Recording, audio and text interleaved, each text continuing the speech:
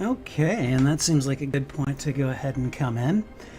Hey everybody, Spidey Librarian here, and tonight we are going to play some Marvel's Spider-Man from PlayStation 4. As you can see, I've got a New Game Plus directory that is 88% of the way completed, but it's not 100% done. So I got some catching up to do. I got to finish this off. And in the meantime, it's been a week, a full week, since Spider-Man No Way Home hit theaters. I guess tomorrow is technically a week, but it actually did hit on Thursday of last week. So, you know, I'm going to count it as a week. In any case, what I'm going to talk about tonight while we play Spider-Man for the PS4 is I'm going to talk about some of the things that I felt were most noteworthy about Spider-Man No Way Home. I'm going to talk about some of the scenes that I loved, some of the scenes that caused me to yell out, either in frustration or in, you know, just plain exultation. And yeah, we're just going to talk about some of those things that I did not want to talk about on previous streams because they constitute spoilers, and we don't do spoilers. So before we get started, I just want to say, I mean, I've put it on the thumbnail, I've put it on the title, I've put it in the description. This is obviously going to be a very spoilery stream for Spider-Man No Way Home. So if you have not seen the movie and you do not want to be spoiled, then for God's sake, what are you doing here? Click onto another stream, go somewhere else, come back after you've seen the movie, because I could always do with my streams getting more watch time. That's always fun. But yeah, in the meantime, we're gonna go ahead and get into the game. And I would just like to let you know that one of the best ways to support me is to go ahead and thwip on the like button. It shows other people that, hey, this guy, you know, is talking about Spider-Man No Way Home, and the more likes I have, then, you know, the more likely other people will be like, oh, well, maybe we'll go over there and chat with this guy. So if you'd like to do that, I would much appreciate it. And in the meantime, we're just gonna go ahead, start playing, and start enjoying the game. So let me go ahead and bring up the actual game screen itself. There we go. All right, and if anyone has a request for a costume change, let me know. So, all right, and I can see that Wolf is popping in to say hi. He hasn't seen the movie, so he's not going to stay long. All right, and then Mournhold is also saying he understands why the 5-minute thing is there, but it's probably going to drive new people away potentially.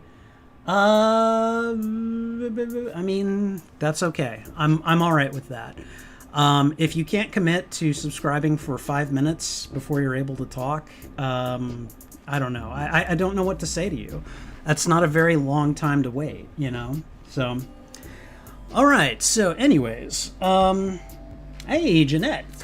Good to see you. How are you this evening? Okay, so before we start talking about the movie, let me see where I need to go next. Where's the next story point? The next story point is over here.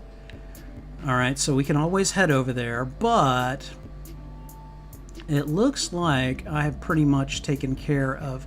Oh, okay, I want to do prisoner and Sable crimes in this district before I leave. So we'll go ahead and do that, and we're going to go ahead and just kind of get started. So we're going to go web swinging across the neighborhood, going to and fro because we want to do some good.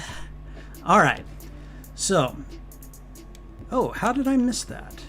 Oh boy, someone's taking aim at me. No, you do not get to take aim at me and not...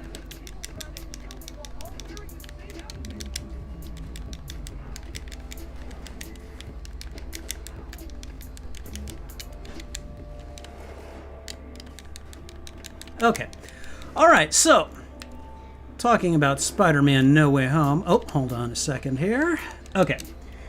All right, so is it safe finally? Is what? Wait a minute. Is what safe? What are you asking, Mournhold? Because I don't understand. Because if we're talking about spoilers, you're not going to be safe from spoilers. But I know that some of you guys have seen the movie already.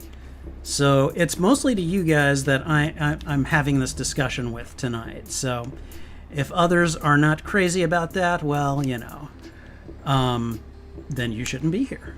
So... Okay, someone had sent a missile after me. Okay, so first thing about No Way Home that I want to talk about is just kind of that opening sequence. So Mysterio has just revealed Peter's identity, and it literally picks up like from that second in Far From Home.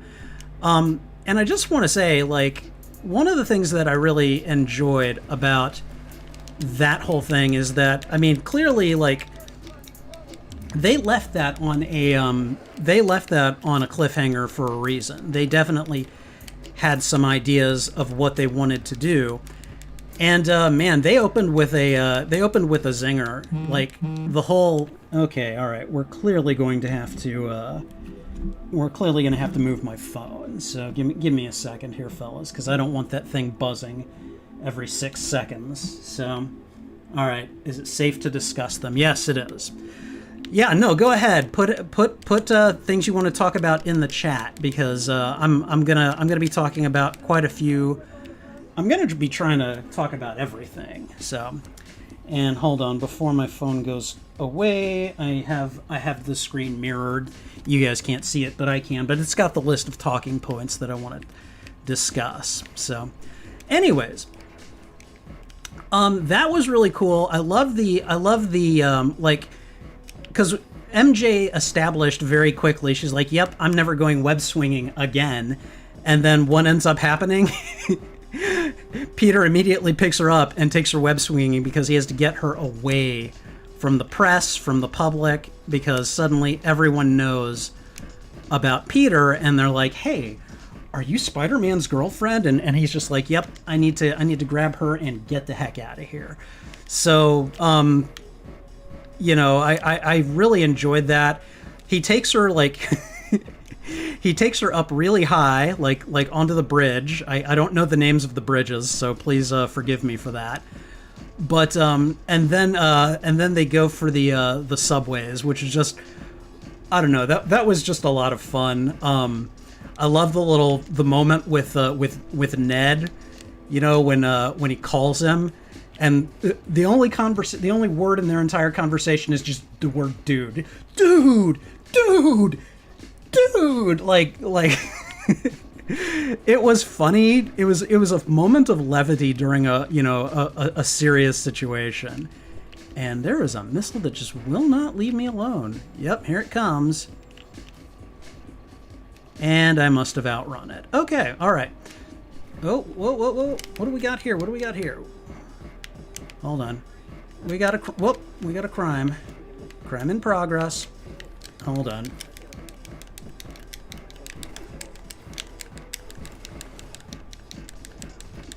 You know what? I'm gonna just get rid of that guy. So yeah, no, I loved that part.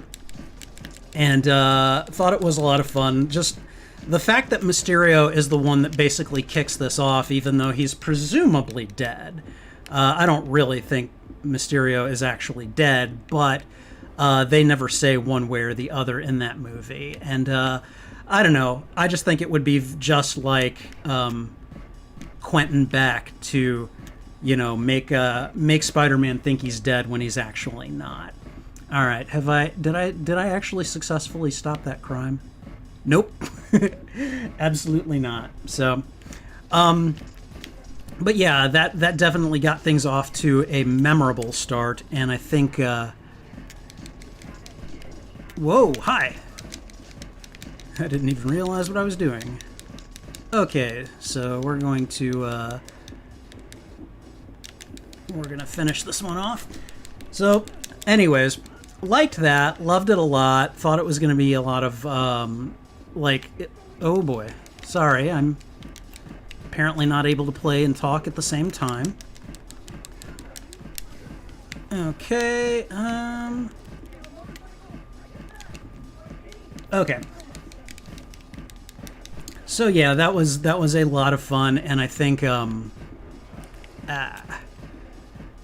we can go ahead and move on to the next part here after I am done not getting firebombed by these guys. All right. One of the other things that I liked is that, you know, J. Jonah Jameson, of course, like when he appeared at the end of Far From Home, I kind of lost it. It was kind of one of those, oh my God, they actually recast him. And now in retrospect, that was like kind of their first indication that they were going with the multiverse. And that was just like, that still kind of blows my mind today. Give me 1 second. I want to check on. Okay, all right. But one of the things that I loved about J. Jonah Jameson that you see really quickly in the movie is that, like, not only is he like, you know, they're obviously kind of making him an Alex Jones type character and kind of taking pot shots at that person through that character. But you see that, like, at first when he's making these broadcasts, he's doing them from his basement. You know, he's like got a green screen and he's got, like, I don't know, a spare room in an apartment. I guess it's not a basement or isn't necessarily a basement. But yeah, that was a lot of fun to watch. And then, like, you know, within a matter of days, weeks, whatever, he's got, like, his own, like, newscasting room. He's got vans. He's got helicopters. I don't know. That was just a lot of fun to see. That contrast was really cool. So, thanks for nothing, Stark Industries. Well, you know. All right, Doctor Strange is muting it for the... He has the stream muted for spoiler's sake, but he wants to stop by. Thank you. I appreciate it. I hope you're having a good evening. I hope you're having a good holiday, and I'll definitely be streaming tomorrow night. I'll be playing Marvel Contest of Champions, and we can chat more about it there. Not the movie, of course. So, all right, and I am just not solving any crimes today. All right. Okay. So, next thing, can we talk about real quick? I want to talk about Matt Murdock. So I'm one of those people that I keep in touch with, like, all of the rumors. Some people say that, you know, well, rumors are just spoilers that haven't been confirmed. And I mean, in the case of this movie, that turned out to be mostly true. Hold on a second here. These dudes with guns, I don't like them. This might be what I end up doing all night, is just going around beating up guys with guns because they're there. Okay, what do we got here? Whoa, boy, something's going on. Oh, hey, it's you guys. Well, I'm just gonna go ahead and spend my insta-kills immediately, especially on these a-holes, so...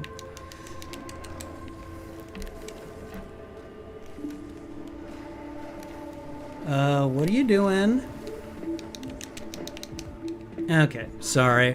Whenever these jetpack dudes are involved, not what I wanted to do, not what I wanted to spend that on, but apparently, we don't get to do what we like all the time. Alright, who else? Whoops.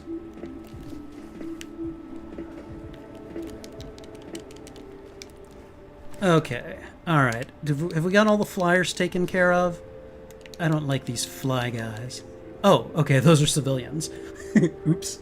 So, anyways, Matt Murdock. Okay, so that was one of those things that I'd been hearing about and was, like, really happy to hear, just because, like, I don't know how many of you guys have seen Daredevil on Netflix, but oh my God, was that a good series.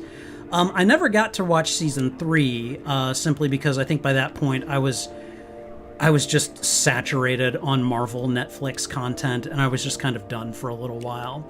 I had just seen The Defenders, and, you know, I was just like, okay, I'm glad to give this a rest. But oh my God, seeing Charlie Cox as Matt Murdock for just like one little scene was just so it was great, especially like because if you're watching Hawkeye, like, you know that Kingpin shows up in Hawkeye.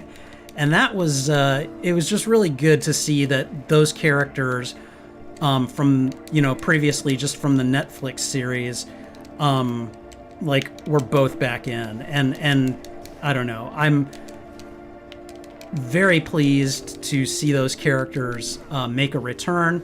I don't know what it says for the canonicity of the Netflix series. I don't think they are necessarily still canon. But I mean, you never know. If they were to make them canon, like, the stories are good, but those shows were pretty violent. And so it's kind of one of those, like, which way does Disney go with this kind of thing? And yeah, I could see that being a big issue for them. Whoa, hey, big guy. No. Hey, how you doing? Here, I'm you. Oh, you didn't even have a weapon, but you do. All right. Okay, let's see if we can. You guys aren't allergic to motorcycles, are you? Because I'm about to test that theory. Yep.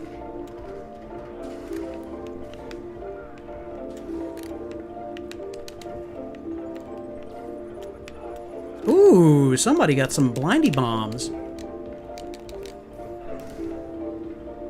Man, you guys are just all over the place. You're like rabbits today. Wow, you guys are just all over me, aren't you?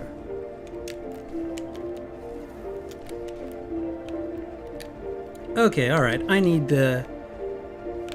Whoops, there we go. That's what I wanted, something to throw.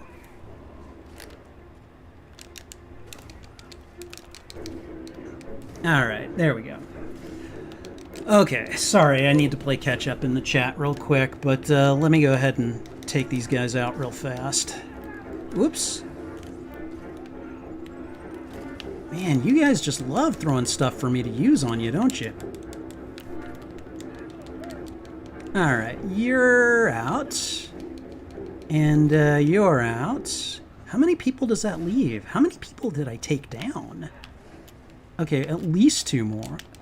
You know what? I've still got... I'm gonna go ahead and use it. Okay. Alright, who else? There's a... Oh, there he is. Ooh, you got a hit in. Oh, you wearing your big boy pants, aren't you? These medical personnel standing around like nothing's going on. Alright, thanks a lot, fellas. You really do this friendly neighborhood Spider-Man proud. Okay, alright. Anyways, let's see. Let me catch up in the chat real quick. All right. So, didn't expect him. His part in the movie was weird. He's able to get all the charges dropped without any kind of trial or hearing. Well, I mean, you know what he said, you know. He's a really good lawyer. They also make a big deal about not speaking without a lawyer, and then they all go and incriminate themselves. Well, you know, sometimes we make smart moves, and sometimes we don't. What is this? Hold on. I want to see something here. What is this picture right here? Can I...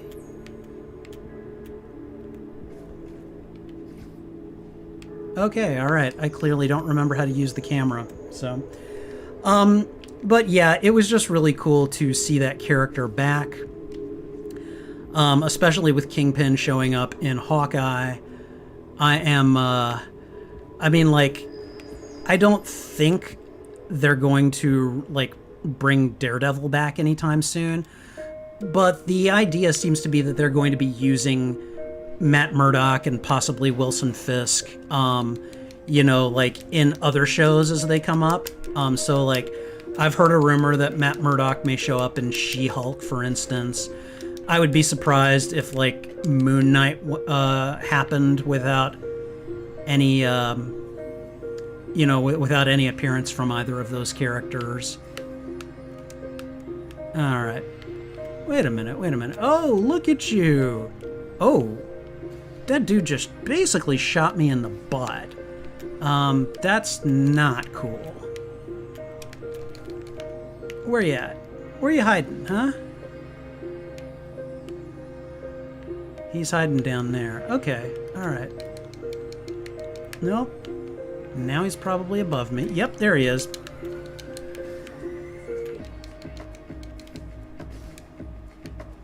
Oh, am I supposed to be performing stealth takedowns? Oops. I didn't even know what I was supposed to be doing. Alright.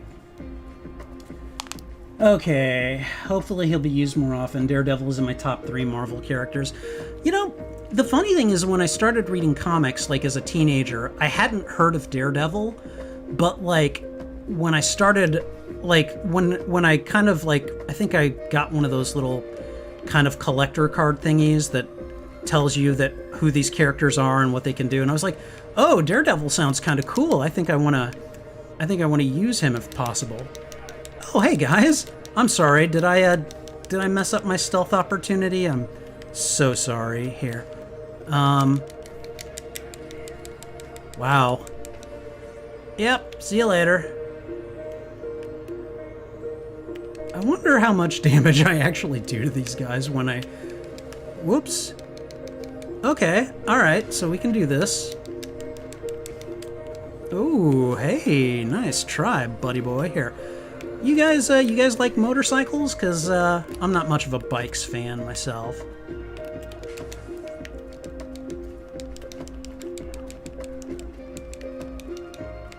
Anyone else? Pretty sure. Oh, hey, hi. Dude, where did he come from? All right. Going back to your book. I'll try not to get shot, but thank you. All right, so... we've got Matt Murdock spoken of. I love that he just caught a brick, like in his really brief scene, he just catches a brick and he's blind. That was awesome. All right, I just don't want him to be a tag along to other TV show heroes, but what can you even do? He already had his own series, not in the MCU. I mean, here's the thing, Mournhold. He's probably going to be a tag along for at least a little while. Depending on how his televised MCU appearances go, he may or may not get another show, and I think that's fine. I can understand why they're doing it. There were issues between Marvel Studios and Marvel Television. They were not run by the same person, and there were tensions. And so I can understand why Kevin Feige might be a bit reluctant to just take a property from Marvel Television and just, you know, embrace it with open arms. So given what I understand of the kind of political, cultural situation between those two bodies, I think... You know, I think things will eventually work out. We'll certainly see. So, okay, there's a crime this way, I think. Or am I going the wrong way? Nope, I'm going the right way.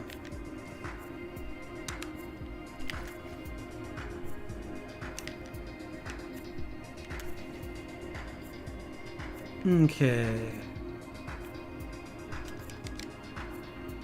All right, sorry, trying to find my next crime to stop. Okay, all right, so, all right, next thing I want to move on to is the emergence of the multiverse villains, the multiverse men, as Ned called them in a commercial. So that was a lot of fun. From, you know, hello Peter to ooh, that was potentially bad. Hold on. Wow. Okay, that wasn't cool at all. Hold on.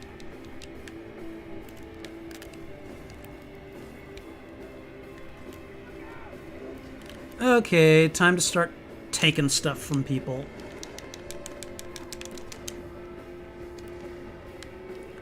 Wow. Okay. That's not what I wanted to do. But if you guys are going to just make me... one of the things that I loved about that first conflict with Doc Ock was the pairing of Stark Tech with... Whoops, that did not work out the way I intended it to. Ooh. Alright, let's get rid of Bazooka Joe there, and let's get rid of Electro Joe here. Okay, and right now, I don't have much I can use. Alright, you guys want to beat me up? Oh, they didn't beat me up, they shot me up. Okay, alright.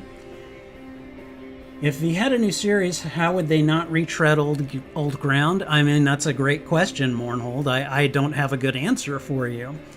There's plenty of material that they could draw upon, so they could tread plenty of classic stuff without necessarily repeating the same beats. It would just depend on, you know, which stories they took, who's telling them, and how that person decides to tell them. So, it's a great question. I just don't have a really good immediate answer for you.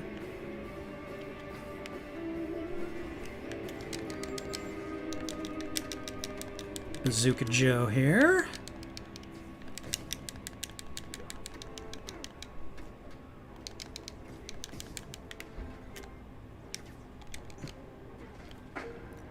And you, sir, need to go to sleepies. It is sleepy time for you. Yeah, that's right. Get up, because I'm gonna knock you down. Alright, anyone else? Oh, there's a car getting away that I somehow should have known about. Okay, alright, well. Alright.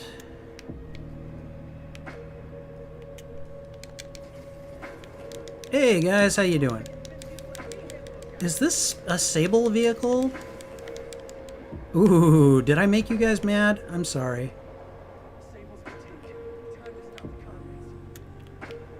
Okay, that went that away. Okay, sorry. This is just gonna take me some getting used to, but yeah, I love the Stark Tech pairing with the Octo Arms, and then giving Peter the ability to take it over. Because I was wondering at first, you see in the commercials that Doc Ock has basically stolen the nanites, and you're just like, well, how the hell is Peter gonna beat him now, you know? And they showed you how, and I thought that was hilarious. Oh, hey guys, how you doing?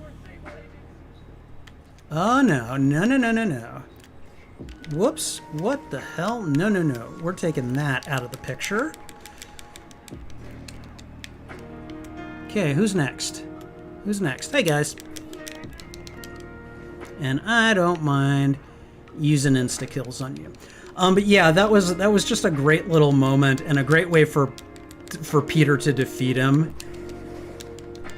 I mean, I suppose you could make the argument that, yeah, that was a cop-out, but I mean, like, I've seen those kinds of complications occurred, you know, with technology that actually hinder or hamper the hero. Ooh, hey. Not cool, whoever you are. So, you think it's fun to pick a guy off from 100 feet away, huh? I'm just gonna walk up to you and beat you up, you know, like you do. Alright, whoops. You know what? I don't like you guys as weapons. Give them here. I'm gonna hit you with them. And you've got... No, you had a weapon. Okay. Alright, give me your weapon. And I'm gonna hit you with it. Oh, I see you. I mean, that's where I'm sending him, is the ICU. Okay, alright. Doc's inclusion wasn't as nonsensical as I thought it would be. He had a good arc. But I wish he'd shut up about the power of the sun. Ah, come on. Yeah, I get why they did that, though. That was basically a way of tying him directly to the Sam Raimis, instead of it just being someone with that same face and body. You know, it was like, no, this is that Doc Ock. So, I mean, yeah, I get it, but, you know, they only use that phrase once or twice, so. I'd like to, well, I'll mention that later, but You got to be wearing the Raimi suit for this. It makes too much sense. We can do that. Let's go and find the Raimi suit, which is right there. There we go. All right, there. You happy? We got the Raimi suit on for our Doc Ock discussion. So, okay. Oh boy, I'm really good at just plunging to my death. Of course, when you have spider powers, I guess you don't think as much about these things. Ooh, you just tried firing a rocket at me. Okay, hi. I want that. Give it to me. Okay. Oh, wow. Do you have weapons? Okay. Oh, look at you. Ooh, somebody hit me with a missile. You're going... Yep, that's right. That's where you're going. Hey, guys. Whoop, no. Alright, okay. Alright, that was a good call, Mournhold. I like this. I like this a lot. So, anyways, no, I thought the Doc Ock technology pairing explanation was kind of hilarious. So he was able to beat Doc Ock. He was able to save the lady and everything. And then who shows up but the Green Goblin? All right. And I'd actually like to talk about the Green Goblin real quick because I have a lot of feelings when it comes to Norman Osborn. Okay. Norman Osborn, in my opinion, is one of the best Spider-Man villains out there. And here's the thing about Norman Osborn in the movies as compared to Norman Osborn just about everywhere else that you've ever seen him. Norman Osborn is a bastard, okay? He is like a bastard in all of the senses of the word. Possibly not in the most technical sense of the word. I actually don't know anything enough about his lineage to know if he was born out of wedlock or not.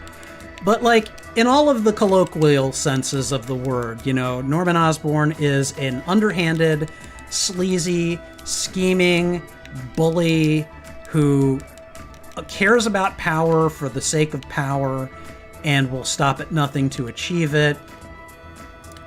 And you see that in the comics. You see that in the TV shows, the cartoons, the video games. Here's the thing: I'm not so certain that Norman Osborn is a complete and total bastard in the Raimi movies, okay, and in this one, because he still appears to be a man who he might be like a low-key bastard. He might be like, you know, one of those guys who was a bastard, and that helped make him like a really good businessman and everything. He said some not so great things like about Mary Jane to his son and things like that. And so I have no doubt that he is like some flavor of bastard, but like in Spectacular Spider-Man, Norman Osborn like frickin' fakes, like he breaks his son's leg to basically like cover his tracks and convince people that he's not the Green Goblin. And I mean, like, it was just unbelievably, what's the word, Machiavellian? I mean, it was a complete bastard move, basically. And I'm probably going to die here in a second. But it was very much in keeping with Norman Osborn's character. Because I've seen a lot of stories where it looks like Norman Osborn might get a redemption. And then, like, it turns out, nope, he's just a bastard and he was playing for sympathy all along. And really, I feel like the Raimi Green Goblin, like, he's dealing with that insane... I went flying like a rag doll. That was funny. I feel like Norman Osborn in the movie is basically a guy who may have been a low-key bastard, but he's not like a through and through supervillain. He's got like that insanity, you know, extra goblin personality in there, like trying to take over. You know, it's sort of like he may have some kind of dual persona thing, and that second persona is usually more dominant, and that one is trying to be, you know, you know, the badass Green Goblin, and we'll just call that the Goblin for the sake of argument here.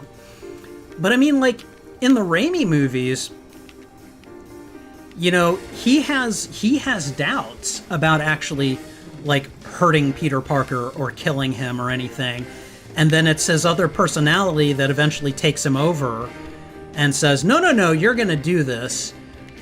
Because I want you to, and this will make us more powerful. And you can see when he arrives in the MCU that he's fighting, he's trying to fight that persona.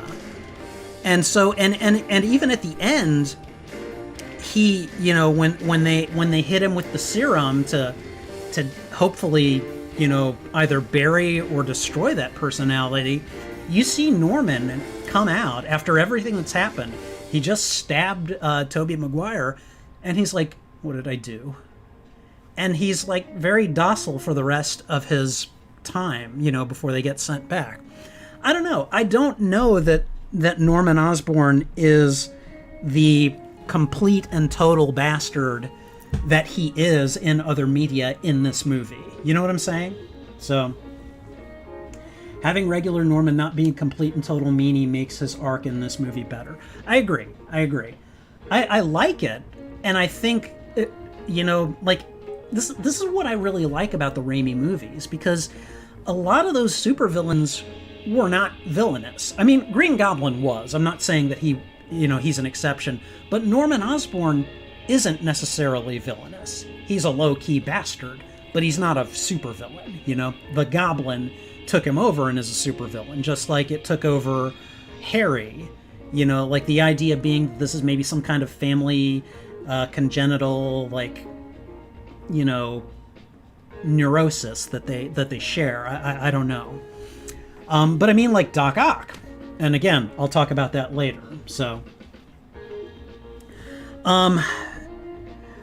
Speaking of Doc Ock, the line about going away to chase ghosts, that was a great line, and it made for an interesting kind of thing for Tom Holland's character to think about, which is, you know, like, oh my God, so these guys are fated to die fighting me, or at least some version of me, and I don't know, like. It was just a really, you know, it added some depth to the situation that they were in, where he had called in people from other multiverses, and suddenly, you know, we have to deal with that. So, it was interesting, and of course it opens the door for the other villains, like including Sandman, who was, you know, Sandman is another example of a Raimi villain who is not really all that villainous. You know, it's kind of like he said, I'm just a guy who, you know, had a run of bad luck. You know. Okay, hold on. What is this?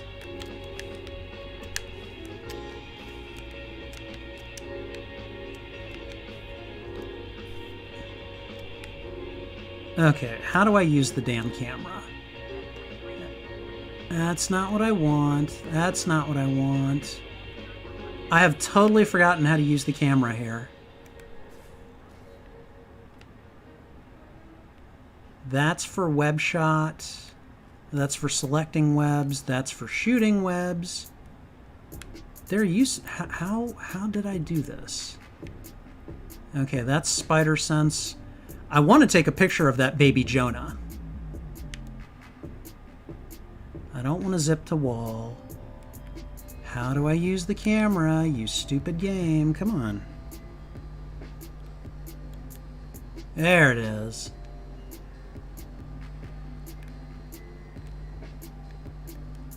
No. There we go. I don't know. I just think that's hilarious, and I want to keep it. So. Okay. All right. So, anyways. But yeah.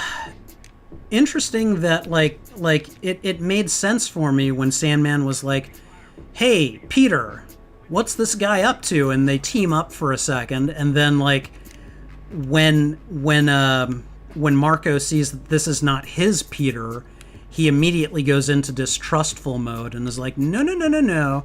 I don't trust you. Tell me what's going on or I'm going to start attacking you.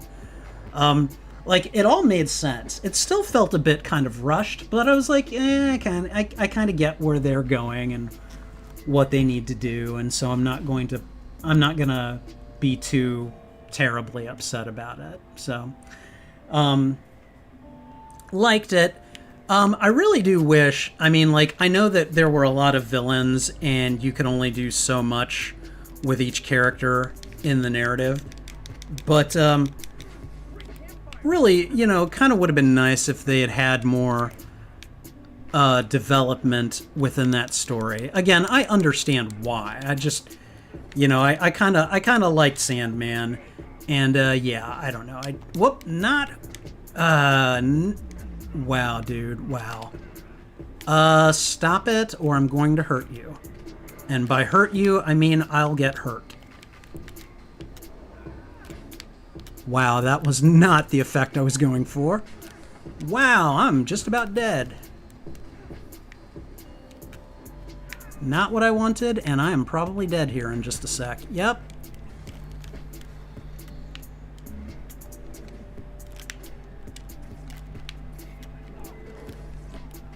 Okay, let's see. What are we doing? What are we doing? We are taking this guy out, and I don't mean on a date. And then we're taking that guy out. Okay. Oh, and I'm dead. Okay, alright. Okay. So, anyways, okay, alright. One of my favorite meme recollections in the movie was Norman Osborn saying, "I'm something of a scientist myself." That was something that I did not expect them to do. I really did not expect him to say that again. And of course, they knew. They knew what they were doing when they had him say that line, because that is like one of the most memed lines from the Raimi trilogy, if not the most memed line. Where is... What's going on? Hey, are you guys... No, you guys are not. Where is the... Where's the crime? It's over there somewhere. They're going up? Okay, alright, I need to go up a bit.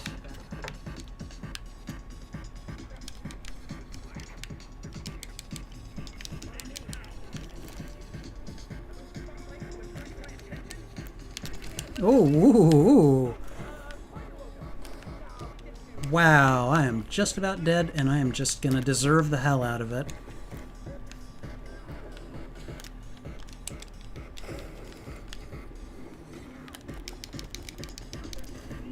Too many bright lines pointed my way.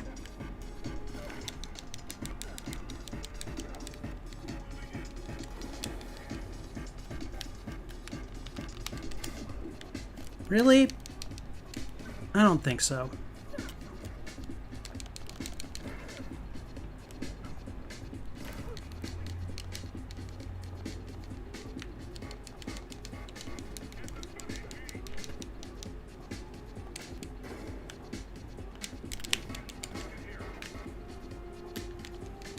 Whoop.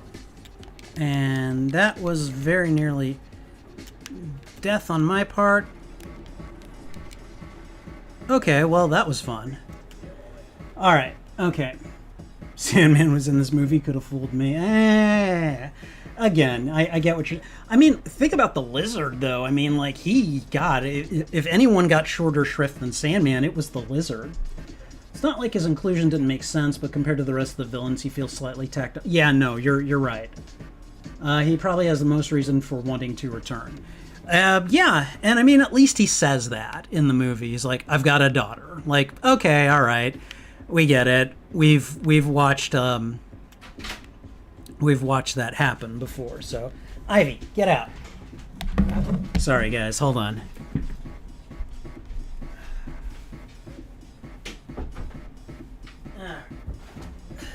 Clearly, I'm gonna need to do this. I don't like doing this, but we're doing this. Okay. All right. Sorry about that. My fiance's dog sometimes just barges in whenever she wants. Okay. Anyways, but yeah, that line, I'm something of a scientist myself. I was just like, that was complete and total fan service, and I fucking loved it. It was great. I was like, yes, do all of those things. So, all right, let's see.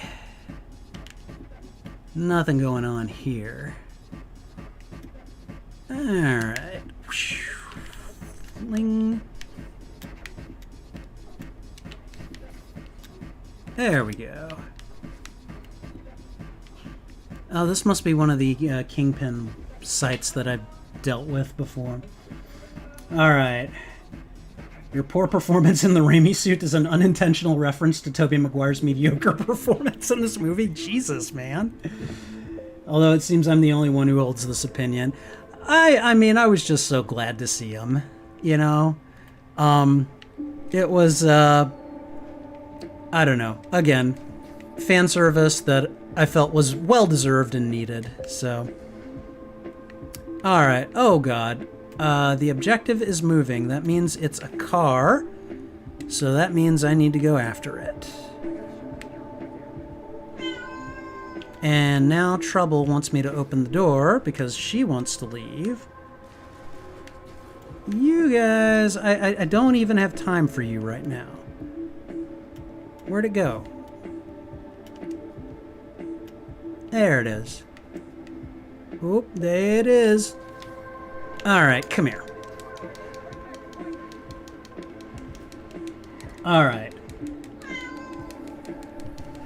So you really thought Toby gave a poor or a mediocre performance? Cause I don't know, man. I didn't think it was bad.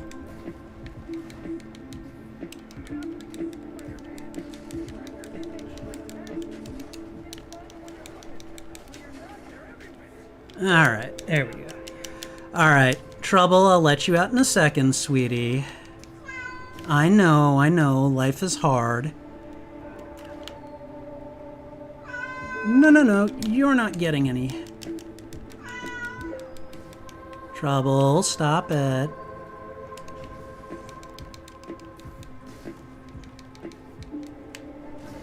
Okay, and is there a dude over here trying to pick me off? Ooh, there's a couple of them. Wow, you guys are just asking to get beaten up.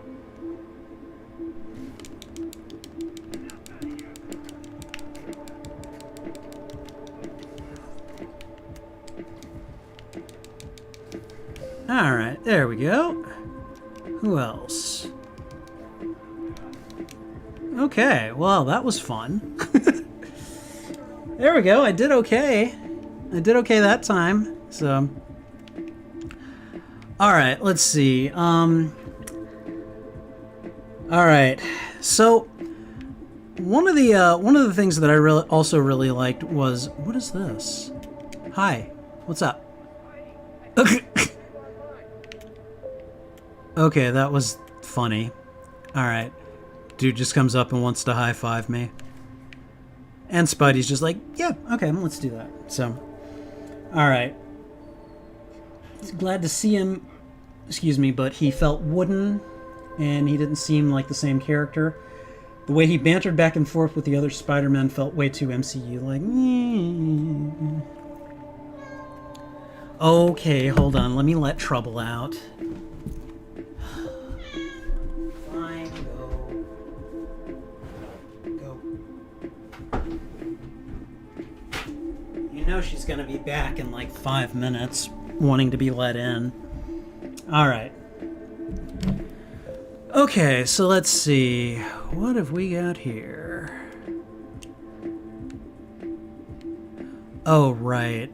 One of these stupid Taskmaster things, which I'm not interested in doing, but, you know, whatever. Okay, so I really thought the idea of him fighting Doctor Strange was interesting, and honestly, like, it's one of those things where, like, it's kind of an expansion on when Aunt May, like, shows him Norman Osborn and basically says, hey, you need to help him. And Peter initially says, it's not my problem. And she's like, whoa, no. That is not how I raised you. You know, you need to help people when they need it. You need to show some compassion. And, like, that was very much Peter trying to kind of live up to Aunt May's ideals right there, where it's like, oh my god, these guys die fighting me? I can't let them do that. I thought that was really noble. It was really stupid in terms of you don't take on the well, I guess he's not the Sorcerer Supreme, but you still don't take on a really powerful wizard like that without a really good reason. But apparently that was a good enough reason, and I'm kind of here for it, you know? I like that he was able to defeat Doctor Strange with math. That was a lot of fun. I've always been terrible at math, so I will never quite understand the solution, but that's okay.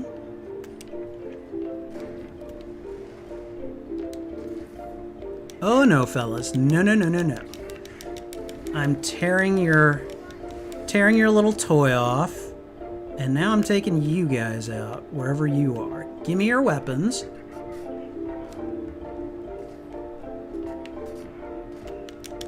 That's right.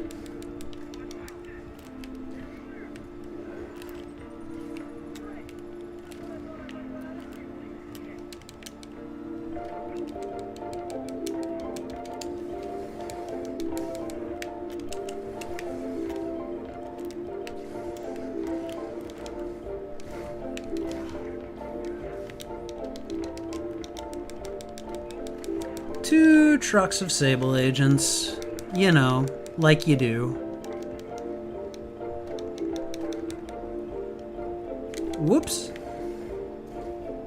Gimme. Where do you think you're doing? I didn't give you permission to pick up a weapon, did I?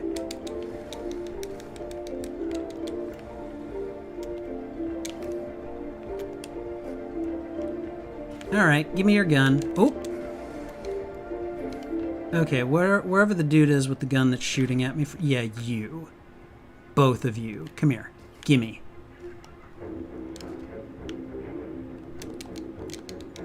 Hi. I'm gonna just get in close, and I'm just gonna beat you up.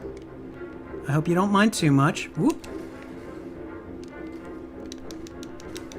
That's what you get for trying to take pot shots at me. Okay, alright. Oh my god. What the heck just happened? Okay, wow. Hold on. What is Nightbot doing? Okay, I don't understand. Nightbot, you are this close to getting disabled, okay? Holland's Spider-Man actually using his intelligence to win a fight. Sam Raimi is crying in a corner somewhere about that not being relatable. I mean, you know, and this is one of the reasons that I have the opinion that I do about the organic web shooters. Like,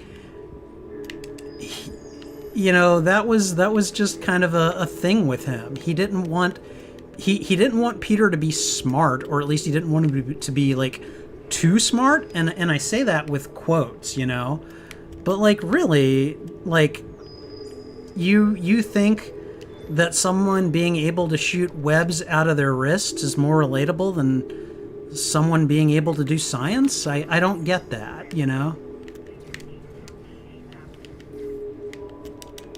Hi, guys. Stop trying to pick me off. I don't appreciate it. It's not cool. Here, I'm gonna take this. And there we go. Give me your gun. And here. Anyone else?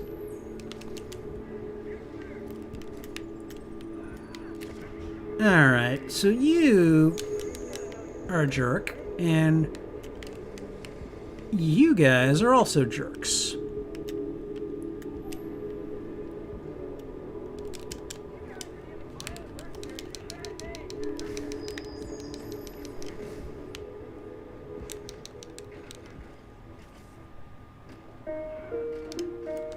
Oh, no weapons? Oh, what are you going to do?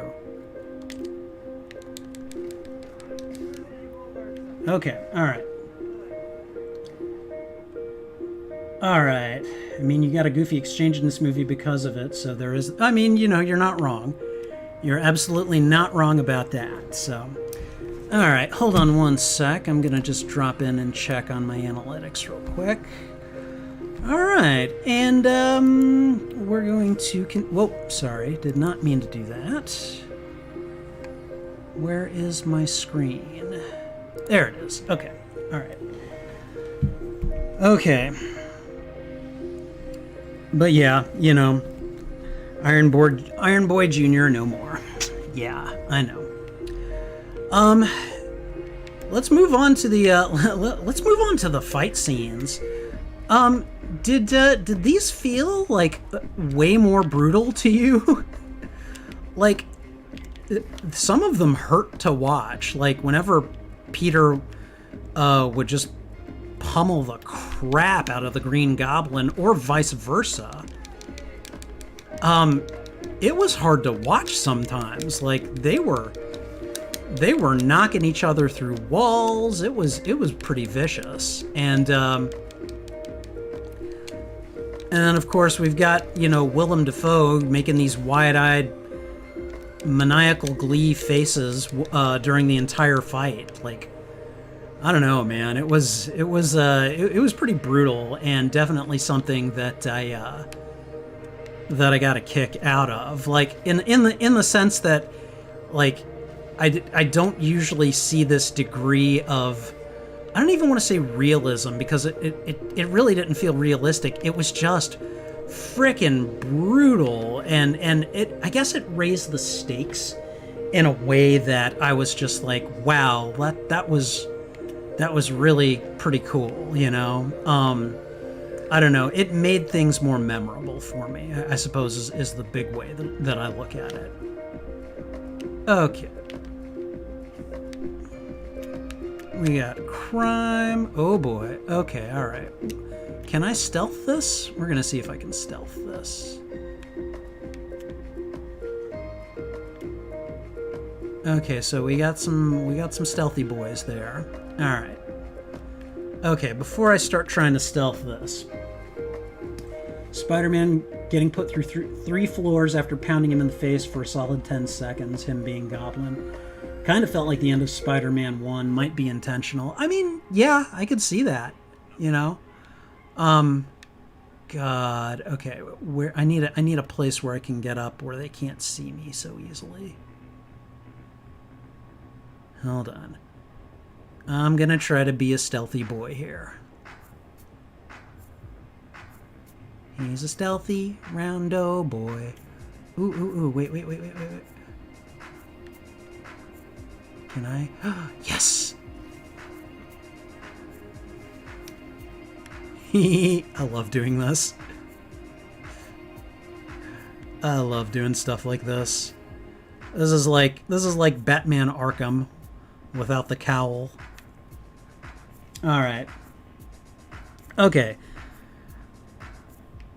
Alright, so what did you think of Aunt May's death? I mean, like, they basically made her into Uncle Ben. And I'm actually not mad about it. Like, I was kind of like, we haven't seen Ben at all. Ooh, no, that's not worth it. Hold on. We're gonna try to do it this way. Where's he at? And they all see me now, or at least they seem to be alerted to my presence. They're like, where is he? Where'd he go?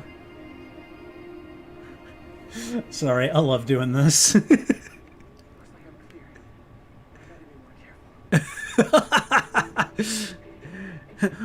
Must have been, I must have just heard something. Oh, and then they just saw me. Okay, alright. Well, you know.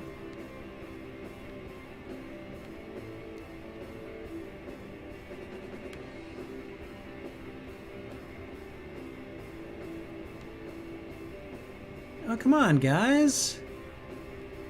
Why are you avoiding the edges like that?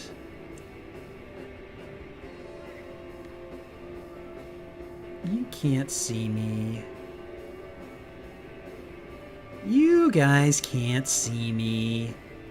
I'm gonna just keep doing this.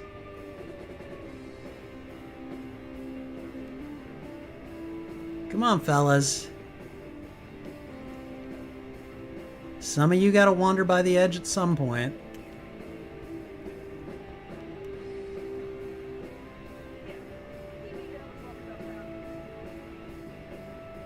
I don't want to do a web strike takedown, not until I've got at least one more. I want one more stealth before I do a web strike, and then we can talk about it. So, alright. Pretty good scene, some wonky editing in that though. That hard cut to Goblin flying away was unintentionally funny. Which isn't something you want after killing an established character, I guess. Yeah, that's true. That is true.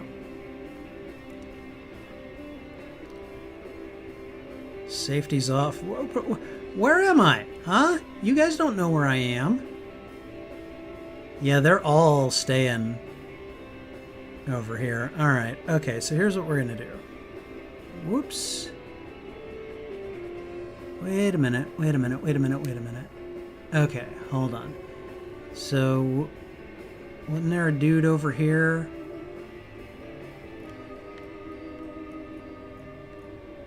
Ooh, he close. Hi.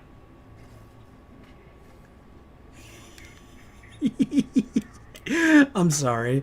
This is just too much fun for me. I love trying to out stealth the computer. Sometimes I can do it and sometimes I can't. So I was really do you know that when Aunt May says with great power there must also come great responsibility? Like, that's actually literally lifted from Amazing Fantasy 15. Like, Uncle Ben doesn't actually say it in Amazing Fantasy 15 either. Stan Lee is actually the one that's saying it. Like, in the sense that, you know, there's no dialogue for that phrase. It's just... Whoa, hold on.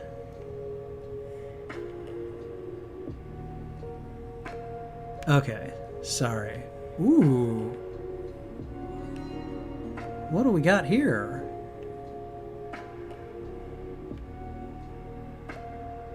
What is going on? I don't get it.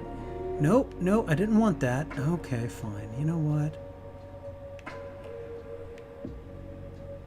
Dude, not cool. Okay, can we take down that tower? Because I would love to take down that tower.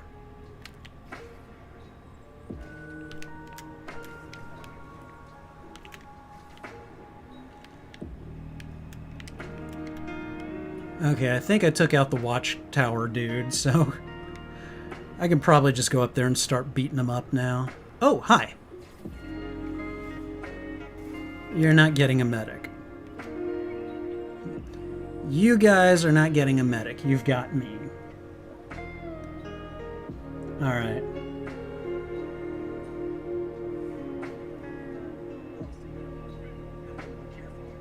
There's like, what, 6 of these guys? 5 of these guys? One of them is over this way. Hey, dude. How you doing? I'ma just... Hey, guys.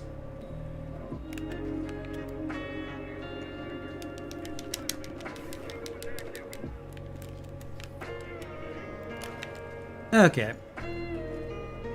And now it's just the two of you and a searchlight. Oh, right, it's this kind of thing. There we go. And where do you think you're... I did not give you permission to pick up a weapon now, did I? Love how the searchlight was following me, but there was no one in there. I mean, I suppose you could say that it was AI, so, you know.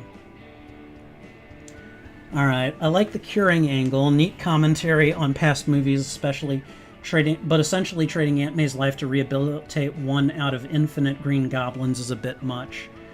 I mean, yeah.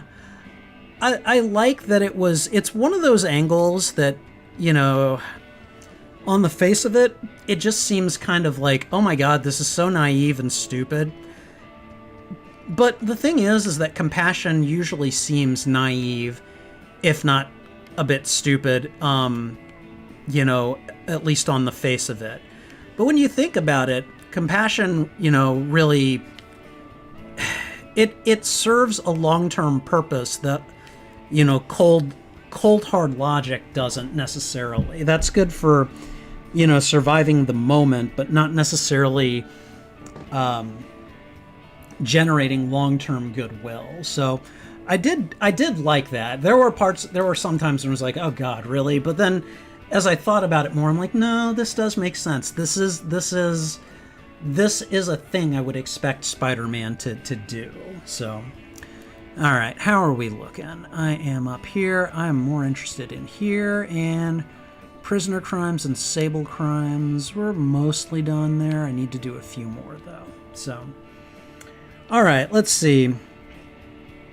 Okay, all right. So, let's talk a little bit more about Tobey Maguire and Andrew Garfield finally showing up.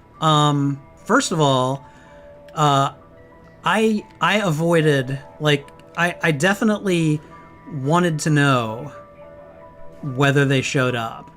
I'd been seeing the rumors.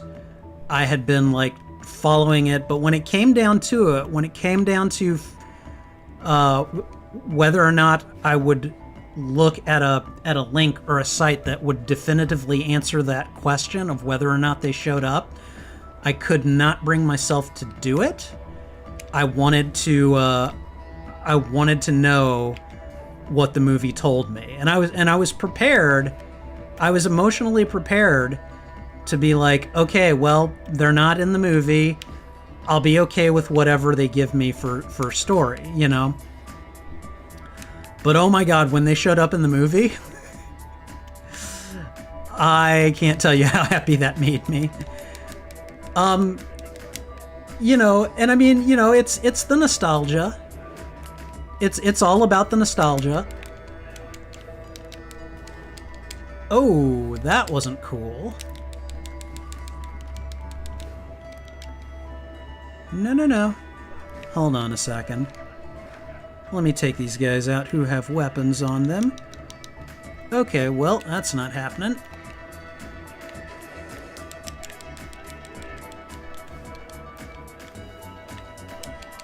What?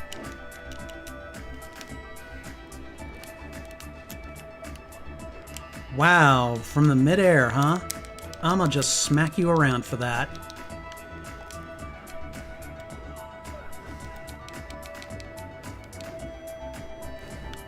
Give me your shield.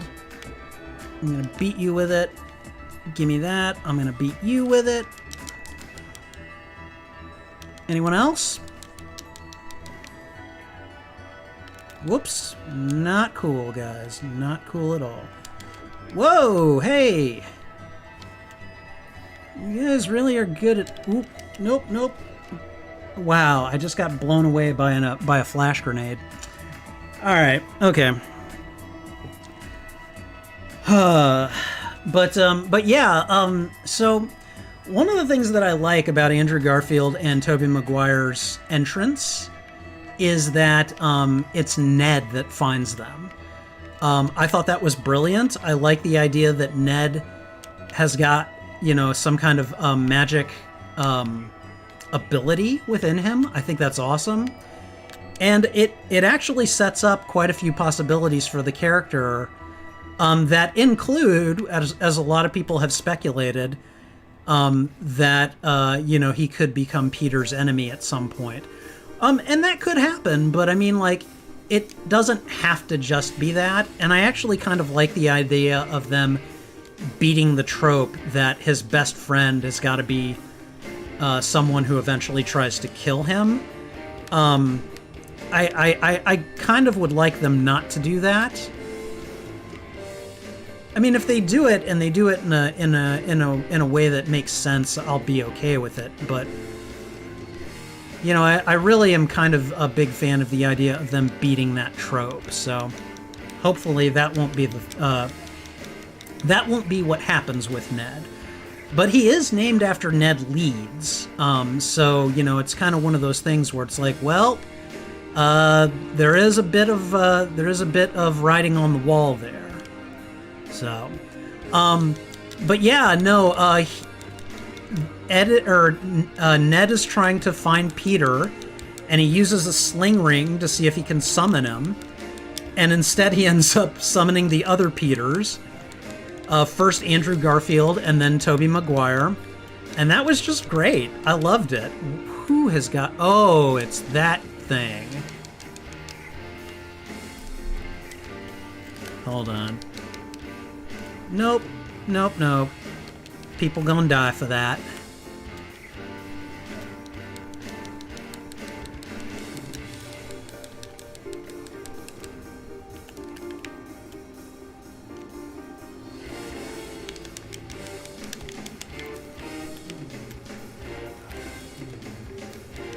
You guys really need to stop using those things, because if they don't kill me, I use them against you.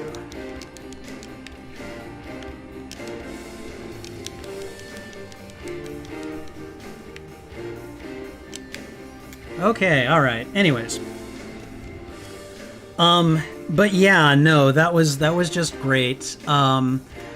Seeing Andrew Garfield, like, his entrance was great. Because, like, at first when you see him through the sling ring, you just see these Spidey eyes from far away, and you're like, is that Toby? And then it occurs to you, it's like, wait a minute. And then he comes through, and I think at first, like, he says hello back, and you can tell that that's not Tom Holland's voice, and that's kind of when you're like, oh God, is it happening? And it was actually happening, and yeah, no, I'm not even gonna lie, guys, I did shed a little tear. I mean, I cried when Aunt May died too, but you know, and Andrew Garfield he's my least favorite of the three. That doesn't mean I don't like him. I liked him just fine. I liked him, and I was happy to see him return. But you know, when he came back, I was like, oh God, they're actually doing it.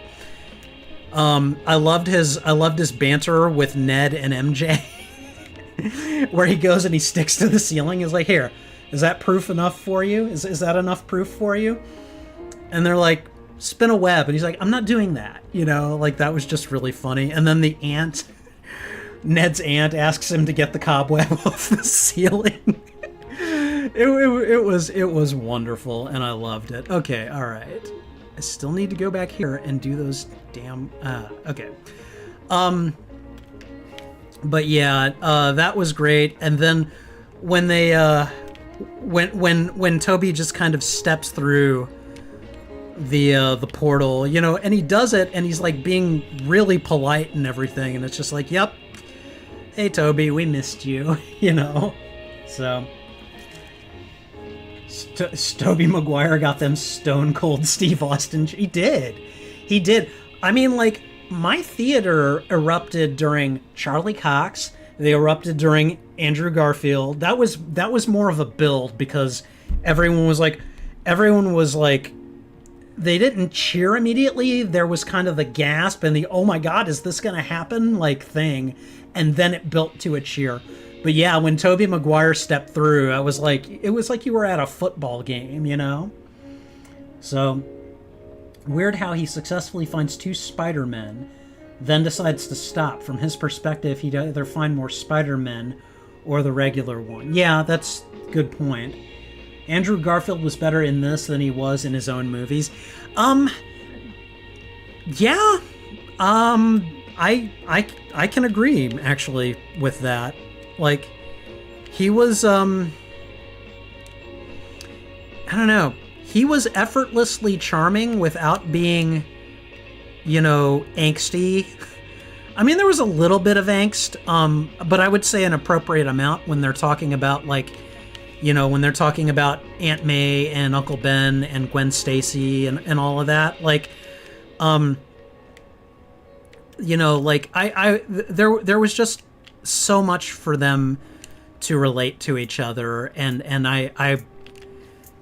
they were just the moments that, like, you know, fans have written fiction about and stuff like that. So, really liked it, really enjoyed it. It was pretty much exactly what I was looking for. So, and then when they finally decide that, okay, yeah, we're gonna figure this out, we're gonna cure those guys. I can help with this guy because, like, you know, I've fought them before and I've thought about how to fix them and all that. So, those were great. And, like, what I loved was during the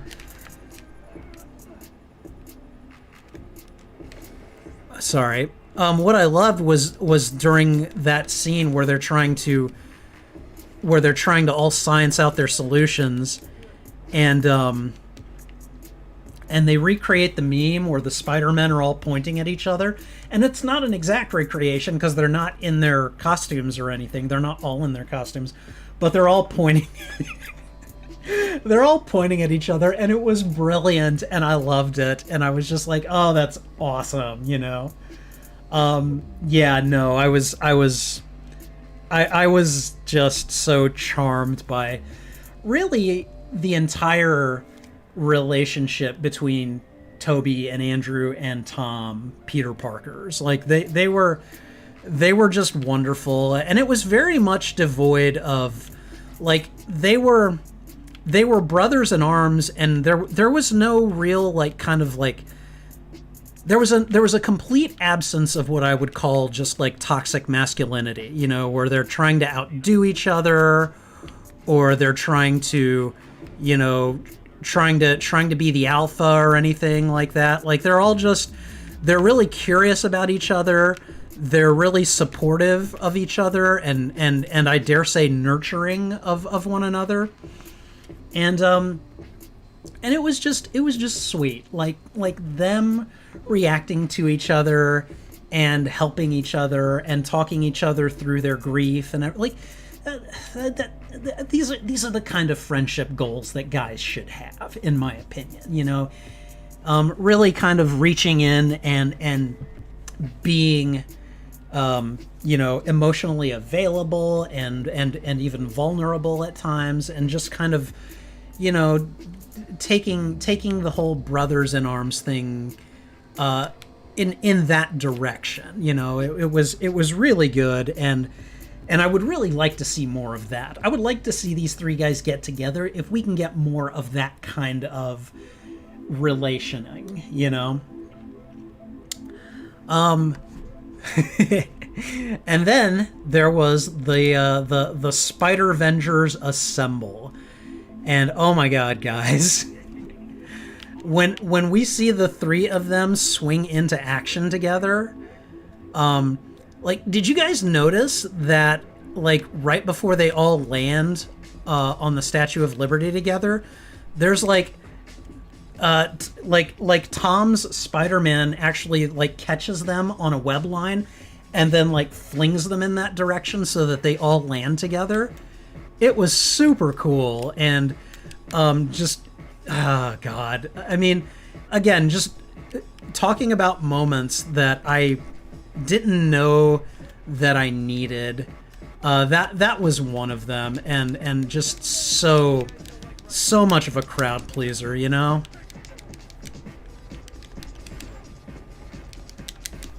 Okay, rocket launcher, dude.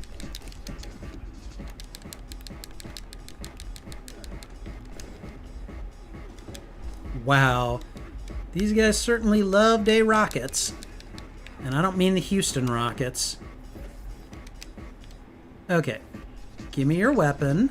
I'm going to beat you with it. Whoop! Whew. Wow, that wasn't cool. I didn't mean to do that, but whatever. Alright, let's go ahead and smack these guys down. Alright, and then... oops, I didn't want to go that way. Alright, let's see. There you go, fellas. Alright, some of you guys have got weapons. I'm going to beat those out of you real quick. Gimme. Whoa, that was not what I meant to do.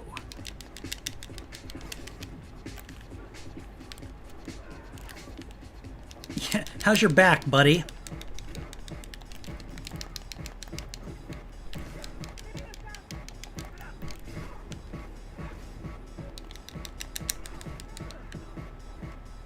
Okay, and then these guys. So I'm gonna steal this, and I'm gonna use it. Oop, okay, alright. Not what I meant to do, but whatever. Okay, alright, sorry. Had to do it. Okay, is that... we are done with that. I just need to beat up on Sable dudes now. Okay. Alright, and one of these days, I will get the opportunity to do that. Okay, alright. But yeah, that whole scene where they swing in and just, like, frickin'... I don't, like, I remember how, like, in 2012, how the Avengers made me feel, you know? Like, that whole Avengers Assemble scene, I loved it, and at the time... I was convinced that we were never going to see Spider-Man in the MCU. I never, ever fathomed that we would see something like this back then. And oh my god, I don't know that anything will ever quite satisfy me in the way that Spider-Avengers scene, like, just, you know, satisfied me. It was just... too awesome for words, really. So, also during the fight, during that final boss battle where they're all squared off against the Sinister Five, we'll call them, I really liked that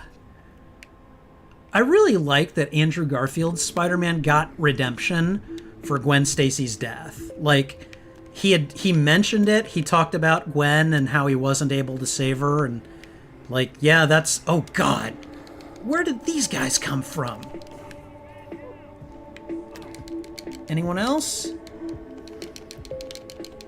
Nope. Oh god.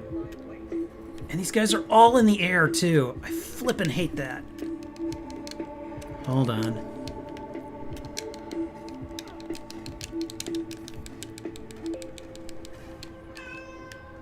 Trouble, I hear you. I'm not letting you in. You're being a butt.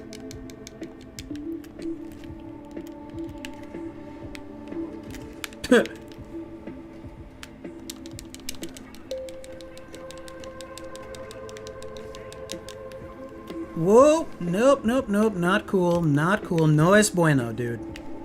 Whoa! What the hell? Wow. You're a dick. Did he dodge that? Did I...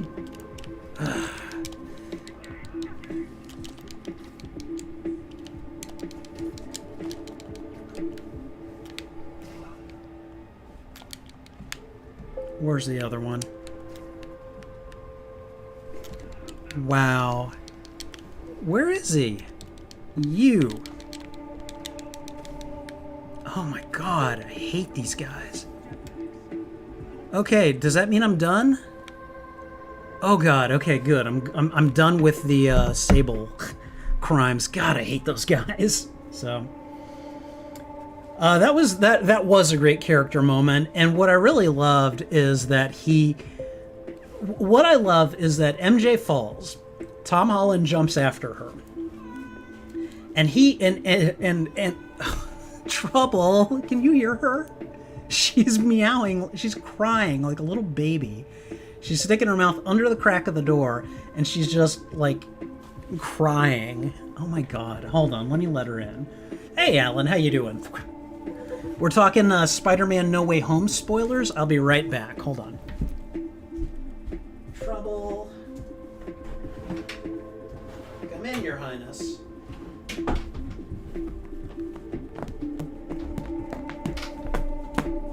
Are you murder-loving on my chair? Huh? You little butt. You're such a little butt. How are you doing, butt? Huh? How you doing? Oh my God. But yeah, no. And so the thing that happens is he dives after MJ, and the thing that I expected to happen happened. Because it happened in Spider-Man 3 when MJ was about to fall and Toby jumps after her and Venom just knocks him out of the way. And that's what happened here is Green Goblin knocked Tom out of the way, and so Andrew was like, uh-oh, and like, oh God, what I love is that he learned from Gwen's death, and instead of trying to web her up, he leapt really hard after her and caught her in his arms, and then saved them with a web line together. That was just brilliant. And oh my God, Andrew's face as he as he rescues MJ, that was just he was trying not to cry, and MJ, who was probably shocked and traumatized and everything, she looks at him and she's like, "Are you okay?" And he's like, "Yeah, I'm okay now." Like, it was great. Hi, Trouble. How are you, sweetie? I'm sorry, guys. My cat is being very needy. She's being a little butt.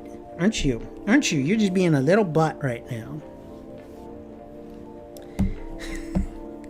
Hold on one second, fellas. I'm going to try to make myself into a little cushion so that she can lay down and hopefully stop mugging me for attention that way. So, but yeah, I don't know. It was just a great scene that I was hoping was going to get included, especially when they started showing in the trailers how MJ was falling, and they framed it exactly the same way that Gwen died. Like, basically, when I saw that scene, after I gasped, and I'm like, oh God, are they going to do that again? Like, when I saw it, then I was like, no, they need to put Andrew Garfield in this, and they need to let him rescue MJ so that he gets redemption for Gwen's death. And they did it, and I was so happy. I was like, oh my God, so great. Trouble. Come on, sweetie, I'm streaming and I'm playing a game and I'm talking about spoilers from a movie. Oh God, I don't know if you guys can see. Let me see if I can angle the camera down a little bit. She is here, and she wants, she's like a child that wants attention. She's like, hey, I'm here. You need to pay attention to me. So, here you go, you little butt. You're such a little butt. I love you, but you're being a little butt. Okay. You're gonna buy it on Blu-ray? Yeah, no, I'm telling you, man, like, I own most of the MCU either on DVD or Blu-ray. And then, like, the Spider-Man movies, pretty much the same thing. Like, I will stop buying MCU movies before I stop buying Spider-Man movies. Like, I know that you can stream them and everything, but there's something to be said for owning the. Hold on, there we go. There is something to be said for owning the actual item as opposed to having access to it through the cloud. So, all right, but no, it was great. I loved it so much. And also, I wanted to talk about this earlier, and now is a great time to talk about it. But we were talking about Sam Raimi's Spider-Man villains and how they're not all what's the word? They're not all villains. Like, yes, they are the antagonists and everything, but like Sandman isn't really a villain, just like, Norman Osborn isn't really a villain. The Green Goblin is definitely a villain, but you could argue that Norman Osborn is being controlled by the Green Goblin, and Doc Ock, I think, definitely fits this category. I feel like by the time this movie ends, Doc Ock has basically positioned himself as a heroic character. He's he's basically someone who has learned the folly of his ways from before. He's no longer being controlled by like the evil AI in his arms, and he's basically shown what kind of a man he is, when he's free of their influence. And I don't know, I really like the idea of Doc Ock as a hero. I know the comics have kind of gone in that direction with him to some degree, but I don't think the comics ever really portrayed Otto Octavius as a heroic character, not until the events of Dying Wish, where he took over Peter's body. And even then, it took him basically kind of absorbing part of Peter's, consciousness to really kind of go, oh, I can be a hero. And even then, it was just kind of, oh, I can do this, where it's like, I really feel like Octavius in the Raimi movies was at his core a good person, he was married, which they never did in the comics, unless you want to count Ock's marriage to Aunt May, which I don't think actually happened. But like, he was a guy who was married, who had a real good perspective on life. He had the intelligence as a gift thing. It was like a riff on with great power comes great responsibility. I really liked that character, and I really liked that they gave him an arc. Even at the end of Spider-Man 2, you could argue that he died a hero. He certainly didn't die a monster like he said he didn't want to do. But like in this movie, he gets cured, and then after he disappears for a while, he shows up, and he's like, I'm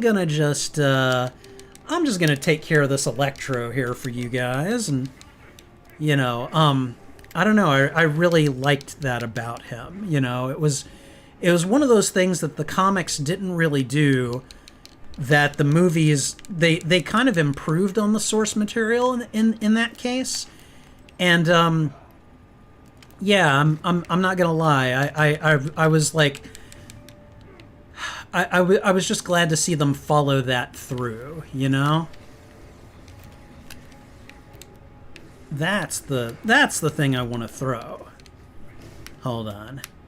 Sable agents are annoying, and they need to go away. So, all right, and let's go ahead. Ooh, not cool, fellas. Not cool at all.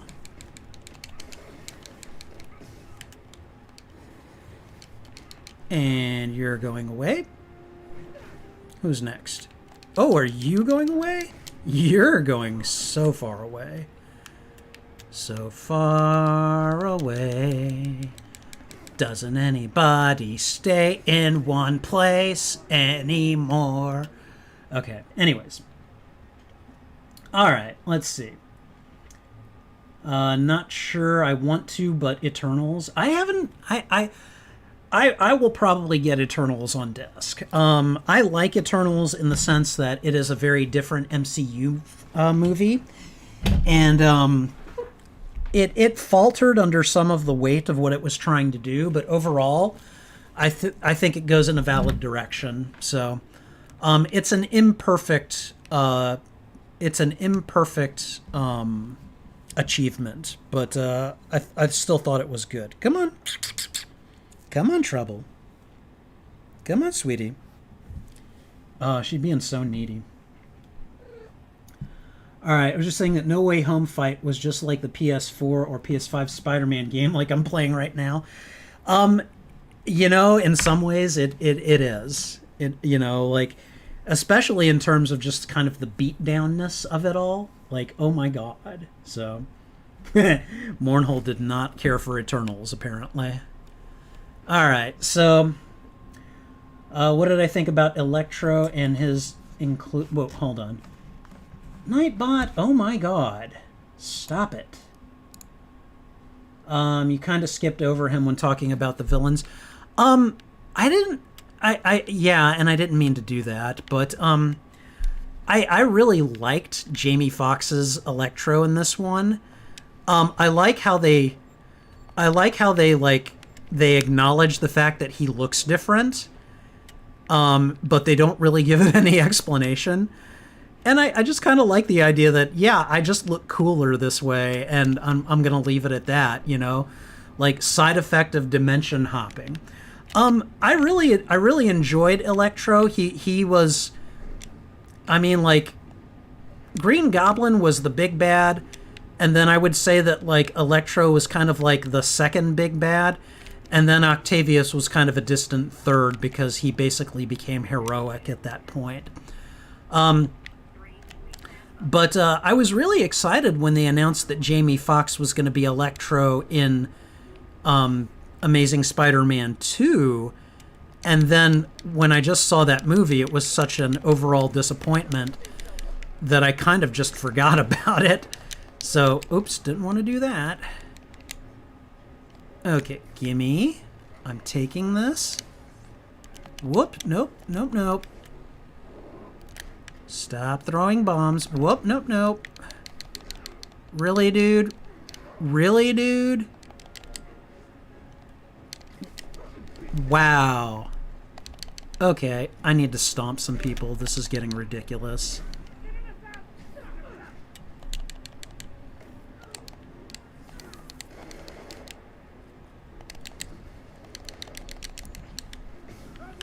Oh, God, I needed that. I needed that just for the distance.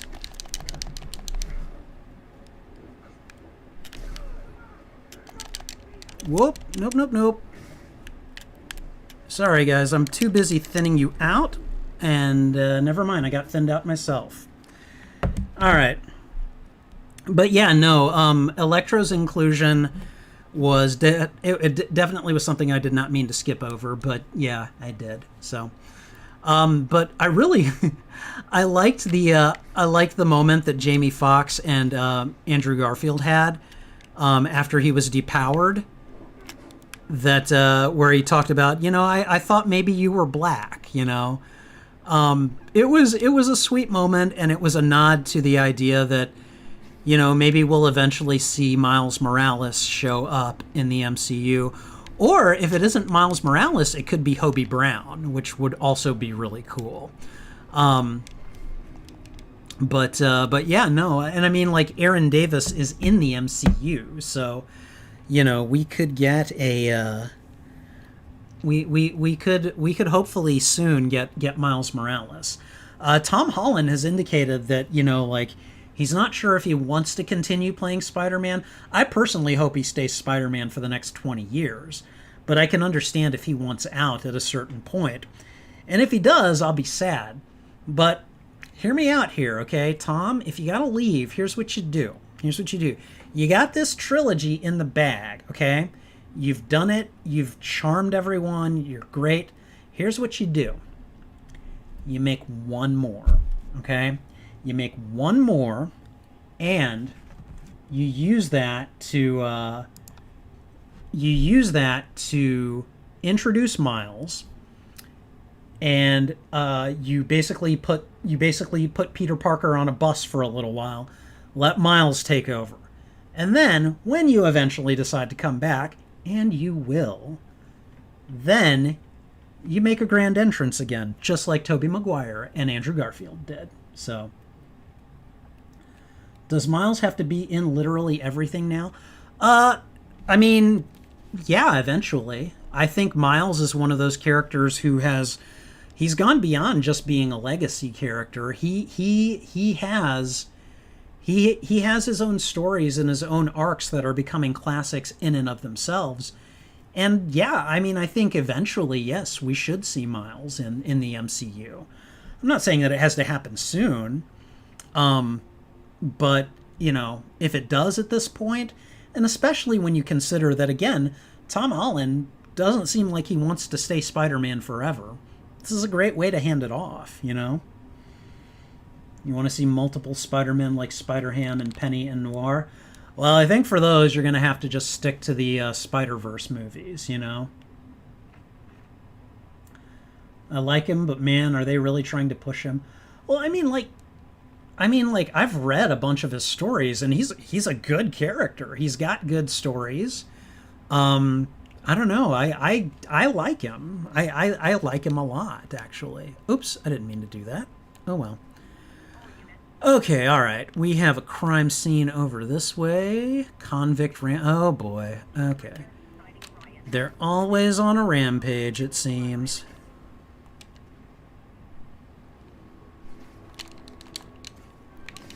Hi, guys.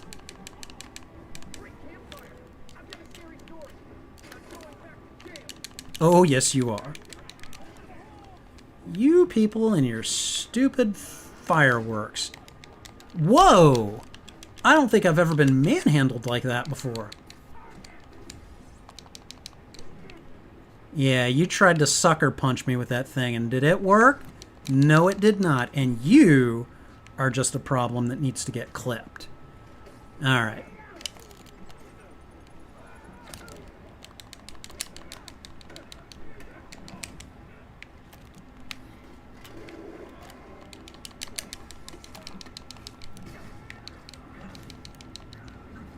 All right. Oops, not him. Really, guys? Really?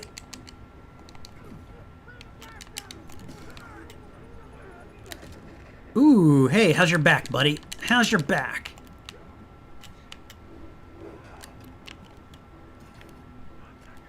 Oh, whatever.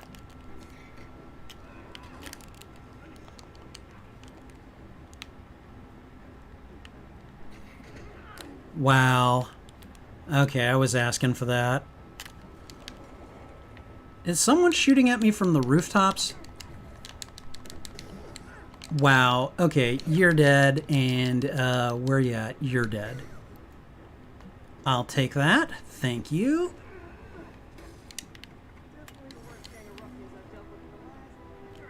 Okay, so there's another crime taken care of. All right. My homie Ned is available. What? Ned is built like Spider-Pig, though. Oh my god, guys! I don't know, man. That actor has actually lost. He's lost quite a bit of weight. Like, I've seen pictures of him, and he looks thinner. Now, granted, this was a while ago. I don't know. Maybe he put on weight again to keep playing Ned. But like the actor himself, like I've seen him. With, you know, he has a more shredded physique. So, I don't know, man. I didn't know.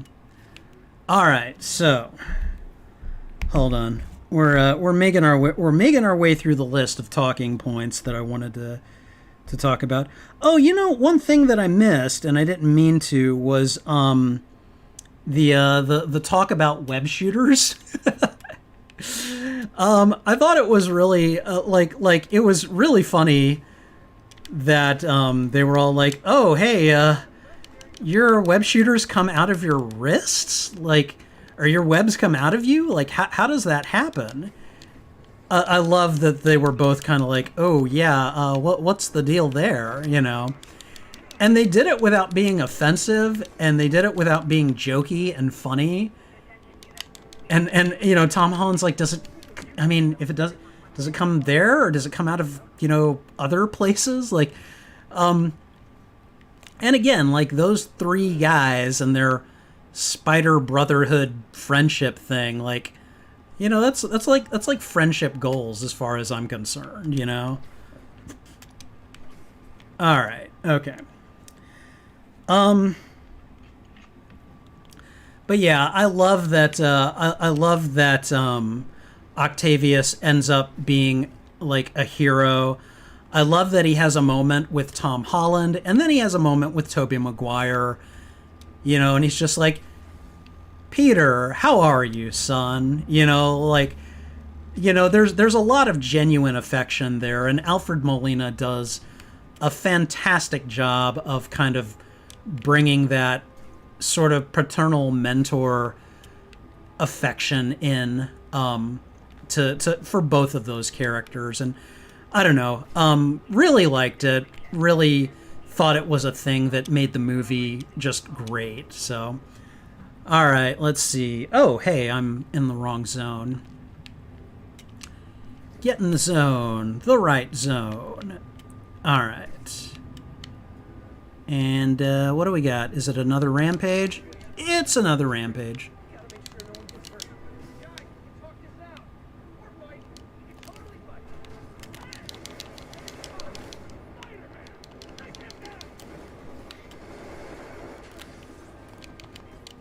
Yeah, I'm sorry. I'm just going to take you guys out as quickly as I can. Ooh. Oh god, it's one of these whip guys. I hate them. And I just died. His death physics is freaking hilarious. I just want to say that. But yeah, so I guess one of the last things that I want to talk about is Peter's choice to make every single person in the world forget about him. And I definitely have some complex feelings about that scene.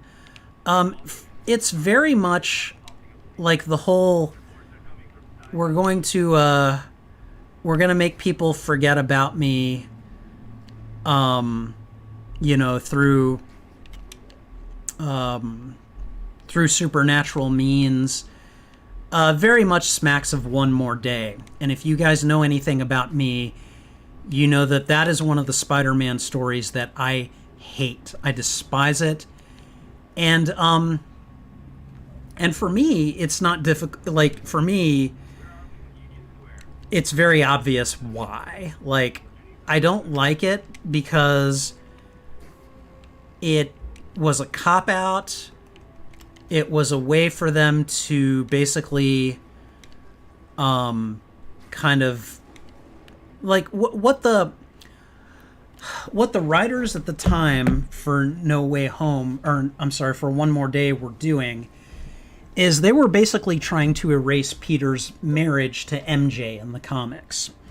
Which, to be fair, I wasn't a big fan of the marriage either, but I thought that this was a terrible way to do it. I felt like if you're going to end a marriage, you should do it organically. And No Way Home, or I'm sorry, One More Day, I don't know why I'm confusing those. But One More Day was just basically hitting a reset button. And you could argue that this is a reset button too, and it is.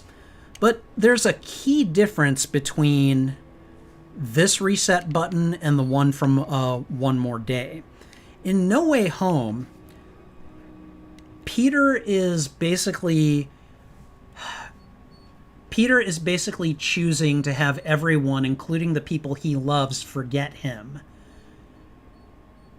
Because he's trying to basically save his multiverse from breaking and having other people come into this reality and just basically pose a danger to not only him, but everyone else in this reality. In the comics, Peter agreed to have his identity taken, his identity made secret again, as long as it saved his Aunt May. And he was basically, he was choosing one person over many. He was doing it for very selfish reasons, whereas in No Way Home, he's basically kind of being as selfless as he can be. He's giving up, like his Aunt May is already gone. He's giving up his relationship with MJ. He's giving up the fact that other heroes know who he is, so he would have like contacts and everything. And basically he's going to a point where he has nothing.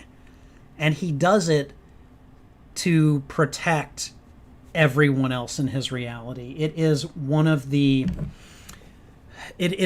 most selfless things that I feel like he does, like in any iteration. And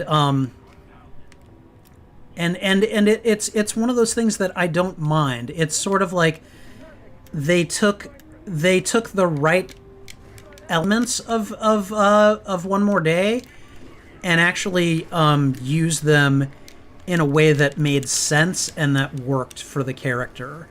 And they did not do that in One More Day, you know? Oh man.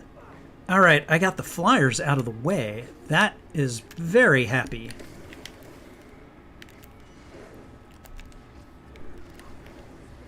All right, there we go. Sorry, I needed to distract these guys. Ooh, nice hit with the shield. I'm going to make sure you don't get another one. So, okay.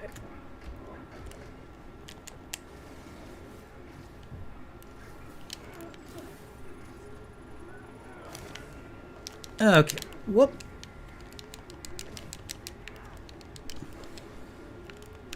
Okay, buddy. You need to go. You definitely need to go. And I will take your weapon. Alright, sorry. Gimme.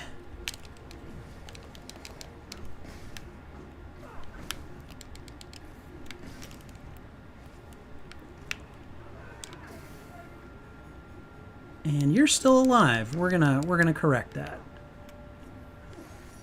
Okay, there we go. Alright. Okay, curious as to how the spell... Yeah, everyone is going to be asking about how the spell works. It's been the subject of several think pieces already that are online. When people see stuff about Spider-Man's identity, do they glance over it? Is it blurry in a sense? I'm going to guess that it is. It's probably some kind of a psychic blind spot. So for instance, like Civil War happened, and apparently the thing is Tony Stark did not tell those Avengers who he was. But like in Endgame, when Peter comes back and you can see his face and everything, like I feel like that part is just going to be forgotten by a lot of the heroes. You've also got like Flash Thompson's book, and you've got Liz's magazine article calling Peter a liar. That's going to be interesting too, because like, were those articles erased? Was that book erased? Do people just not think about it when they read it, like it still exists? I don't know. Would be funny if Thanos just forgot about the Infinity Stones. Yeah, I know. But yeah, no, the choosing to be forgotten, that's a very Peter Parker, that's a very kind of, it's a very Spider-Man thing, like the whole choosing others over yourself in a big way. So, let's see. Darkness is saying that Strange didn't make the spell like last time to forget everyone, and he made some people still remember him. Well, I mean, if you think about it, MJ is still wearing that Black Dahlia necklace that Peter got her when they were in Europe, and it's still broken. So there are indications that perhaps it would be possible for certain people to remember. And in the comics, Strange's spell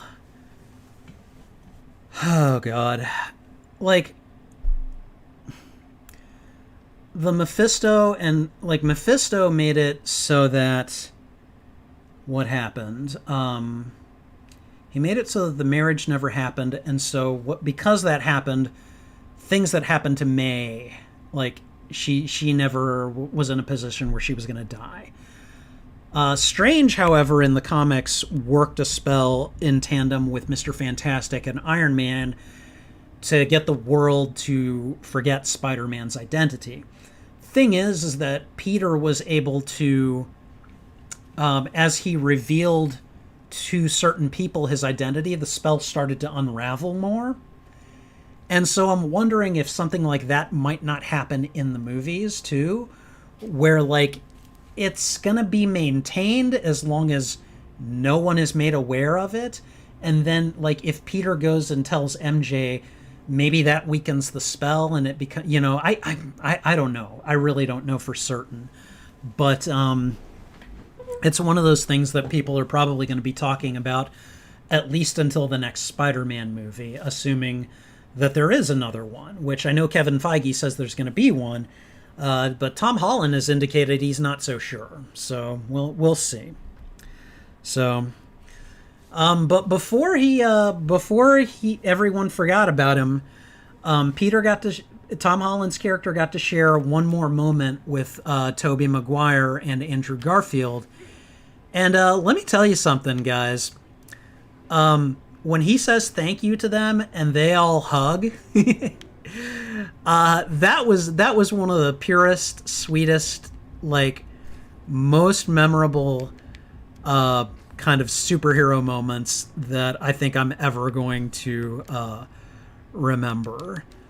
That was just great, and I loved that they were just like, oh yeah, you know, it's what we do, you know, like, you know, he's like, thank you guys for your help, and they're just like, you know, no problem, dude. This is what we do, you know, we're Spider-Man.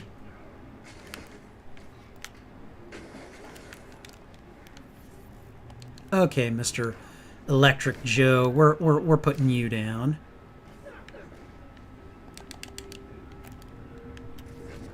Wow, that sucker exploded on contact.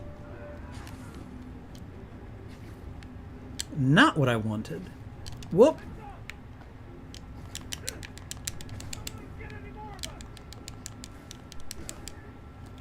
Give me your shield. Oh, whatever.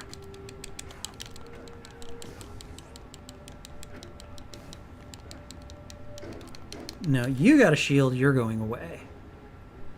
And you are just too close for comfort, so you're going away. Who's next? Give me your shield. I'm gonna hit you with it, and you're gonna go night night. Okay, all right. Okay. All right. Anyway, magic was a mistake, and so was Doctor Strange. I disagree. I like the way that they've gone with all of this, especially given where it ended, where Peter not only, you know, gets the classic homemade Spider-Man costume, but you've also got a Peter who has finally become the fully realized Spider-Man that everyone has been wanting him to be ever since Homecoming. And that, you know, they needed to wait for. Well, they can wait, or they can be done waiting now. They've got what they want. This is a Spider-Man who has learned, you know, he's gone from wanting to be a hero to being excited about it to learning about responsibility and then understanding the real things that you have to give up in order to be a true hero. And you know, I think that the way that they weaved this arc in this movie, the way that they weaved it through all three Spider-Man movies, I think it works. I think it works really well, you know?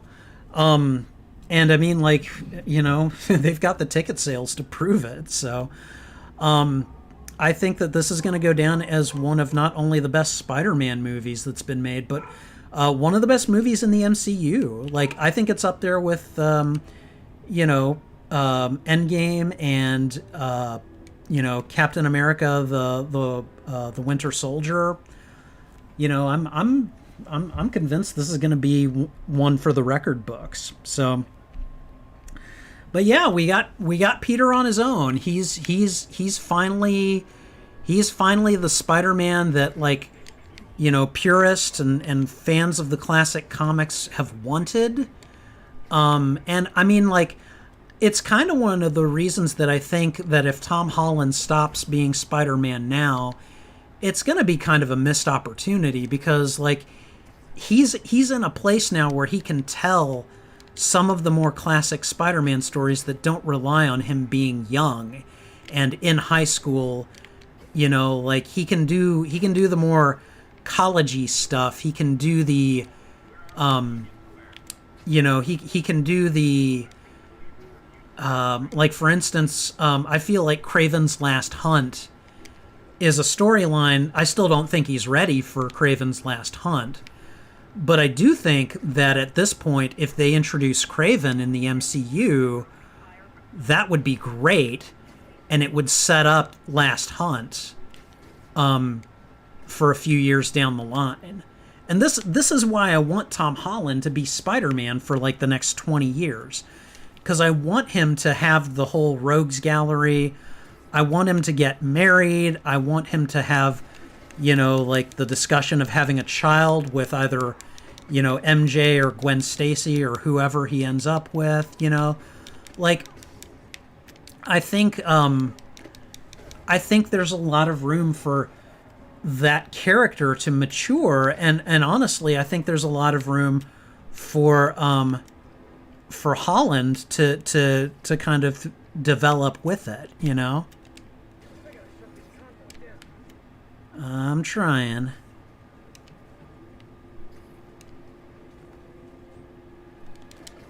Hi guys, how you doing? I don't think so, buddy. Curbside service indeed. I know a thing or two about that. My library offers curbside service, I would point out. And there we go. Hey guys, how you doing? Oop, no, sir. That is not how we do things in the Shire. Okay, guys, look.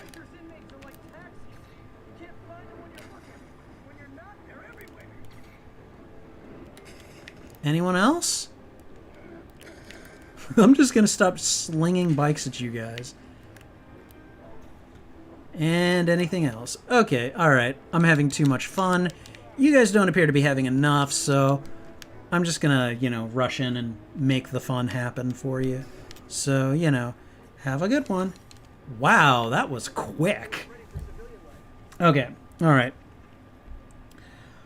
Okay, sorry, let me play catch up. What was that? Is someone attacking me?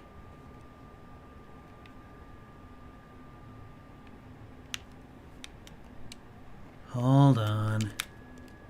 Yep, thought so.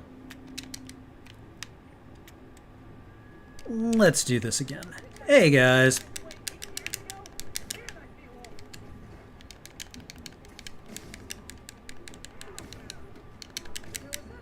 Okay, alright. Okay, not in this movie, but in general. It's always so inconsistent with what it's able to do. It did make the ending good, though. Yeah, okay, I can understand your point in that sense. Power level is a bit too high for most instances.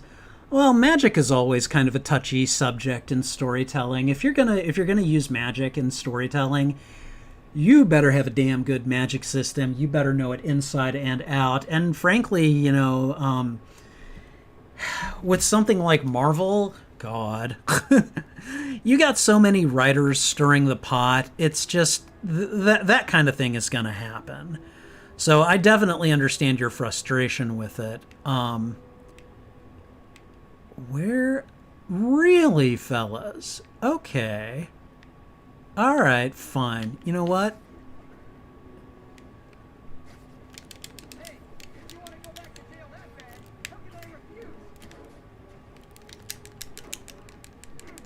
How's that high-powered rifle treating you now, huh? Ooh, that was funny.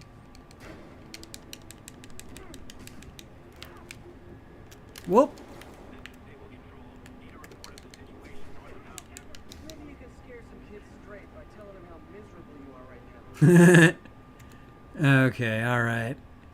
Crime scene in this direction, it looks like.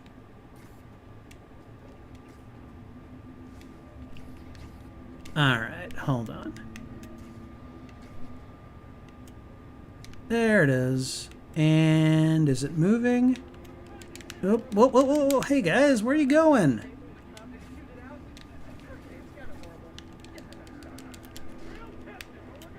Did I just get smacked? No, no, no, no, no. This is not how we play. All right. Because I'm trying to do the Sable. I'm trying to do the side quests. Trying to save the story quest for the last part. Ow! Hey, not what I wanted. Man, how much money does Silver Sable have? Boom and boom. Anyone else? Wow.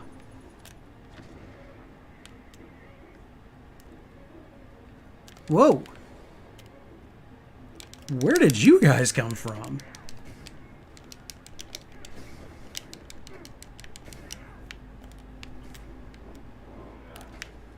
Who's next? I think you are next. Alright. Hi.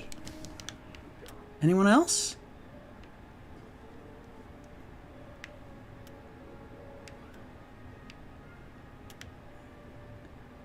Oh, is it you?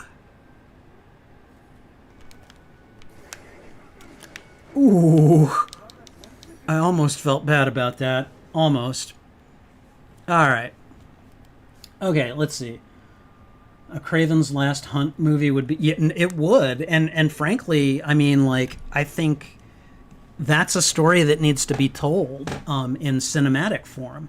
I think that since there's never been a Craven in the MCU or in any movies yet, that I think it would be bad to introduce the character and then kill him off in the same story. I know that Marvel does that a lot, and they shouldn't. But really, you have Craven, and you either make him a thorn in Spider-Man's side for several years, and then you tell Last Hunt, or if you want to do Last Hunt, you could do it as a standalone movie. It would have to be a different Spider-Man in a different multiverse, who has been at it for years, and he and Craven have like a kind of like a pre-existing antagonistic relationship. I think that's how you could get away with doing like a one-shot Craven's Last Hunt movie. So yeah, I don't know. Shang-Chi was the rank 1 for you? Okay, alright. Alright. So I think the final thing... Oh, whatever. Who did that?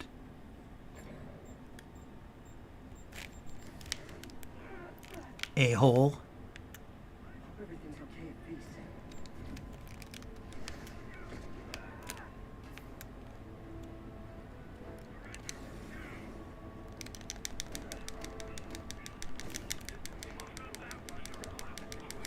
This is what happens when you shoot rockets at me, okay?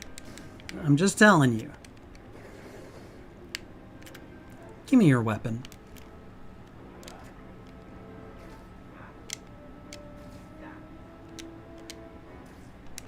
There we go.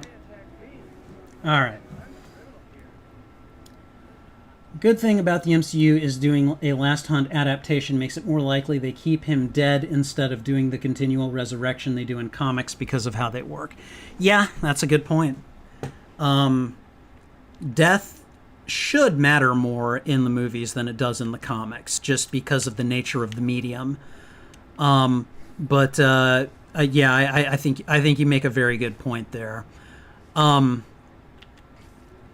which is why I would like them to use Kraven for a long time before they finally kill him off, you know? All right, guys, so the final thing I want to talk about is the Venom cameo. All right, we know about the post credits and the mid credits scenes, and you know, I definitely enjoyed the Doctor Strange teaser. That was a lot of fun, but really, I want to talk about the mid credits scene. I want to talk about Eddie Brock. So I find it a little stupid that he got brought into the MCU for, like, you know, 10 minutes or a day or whatever, however long he was there. And he was in Mexico the whole time. And that he's like, okay, well, maybe I should go see this Spider-Man. And then he gets pulled away into back into his own multiverse. Like, I get why they did it. I understand kind of why they did it. But I also am just kind of like, if you're going to bring Tom Hardy into the MCU, you should use him, you know? And unfortunately, I don't know, I have a lot of issues with it. It was just like, oh, hey, he's here for a minute, and now he's gone. And yes, I know it left a, you know, the symbiote left a little piece of itself behind, and you know, maybe that can be how, you know, we have the whole Black Suit saga / Venom saga in the MCU. But really, I mean, like, why not use Tom Hardy? You know, why not use Eddie Brock? Like, I don't know. I kind of want it to happen.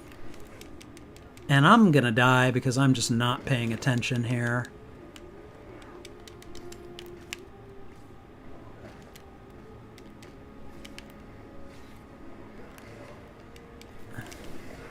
Yep. Okay.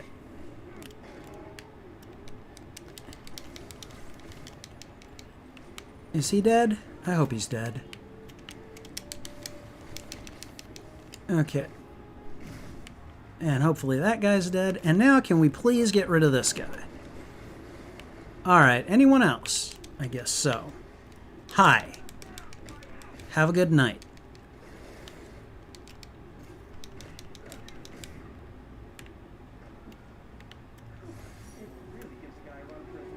Okay, alright, how are we doing here? We more or less 100%ed this area except for the side quests, so... Alright, only brought him in to introduce the symbiote, which they could have done... Yeah, exactly. Which, you know... It does beg the question of how they ended up in the MCU, because Eddie Brock clearly did not know Peter Parker was Spider-Man.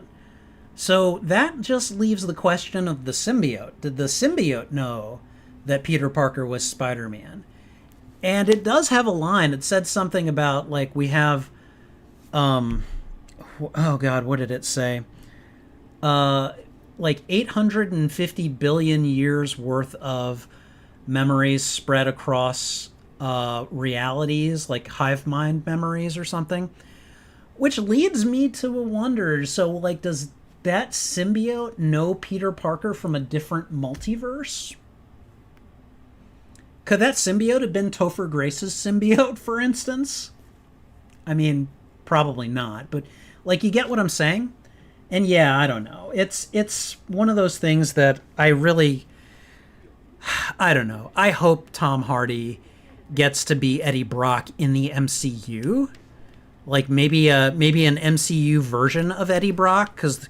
You know, with J.K. Simmons, they've established you can have someone who looks just like another version of themselves in another multiverse. So,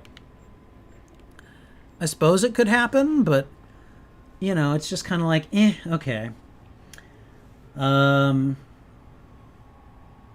don't like Tom Hardy's Venom? I like him, you know. He knew because of the symbiote hive mind, but that begs the question as to why he specifically got brought in and not 1 billion Venom variants. I mean, maybe those Venom variants were the ones that were on the way in if if Peter hadn't, stopped the, if they hadn't stopped the multiverse fracture thing. All right. But yeah, I mean, those are pretty much most of the talking points that I wanted to talk about for No Way Home. This movie was so good. It to me is probably the best of the Tom Holland Spider-Man movies, and I really liked the Tom Holland Spider-Man movies. So for me, that's saying quite a bit.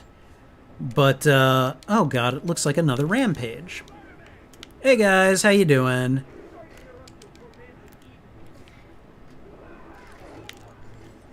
You guys keep throwing things at me, and I swear you just want me to beat you up with them.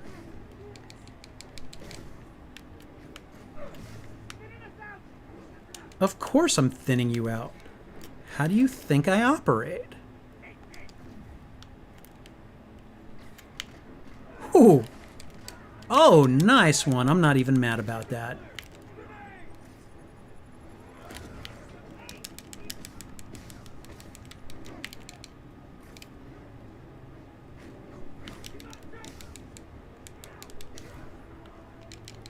Whoops. Ooh, nearly got clocked for that.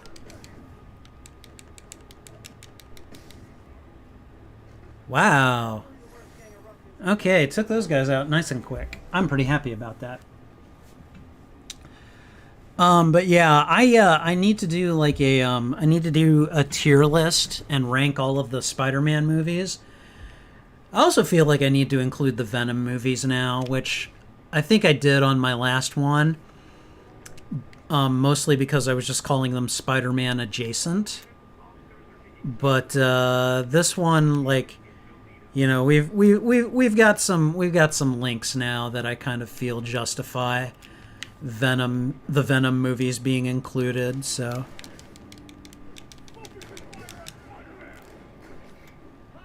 hi, you people in your frickin' fire.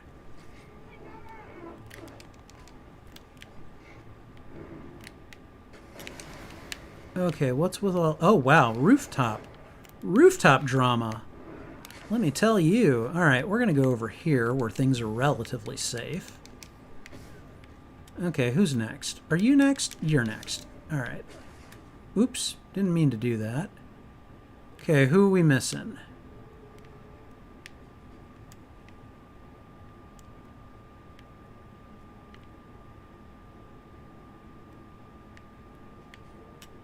Oh, wow.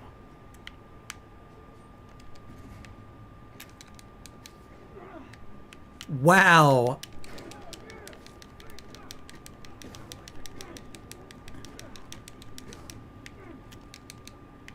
Anyone else? That dude fall probably killed him. Alright, and now I'm gonna just beat you guys up because you guys were shooting at me from over there. But yeah, I'm thinking I should do a tier list of the movies, and I'm thinking in order to go with that tier list, I should probably just do like an in-depth review of like each movie. Or maybe not a review, maybe it is a review, I don't know, an in-depth analysis of each Spider-Man movie. And those could be, those could each be their own videos. I don't know, what do you guys, do you think that would be something that you guys would watch, that you would like to see? Because, I'm actually working on one for the Ghostbusters right now, and it's almost done. It was part of the live stream that I did a few weeks ago, and I've just edited it to include, wow.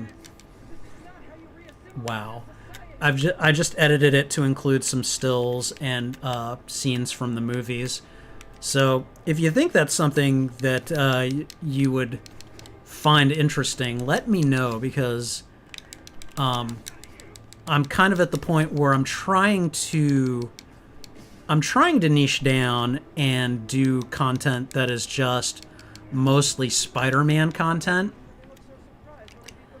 And there's a lot that I could do. I just need a little direction from you guys. Never never hurts. I almost said never helps, and that's the exact opposite of what I meant to say. So, all right, okay, you guys trying to.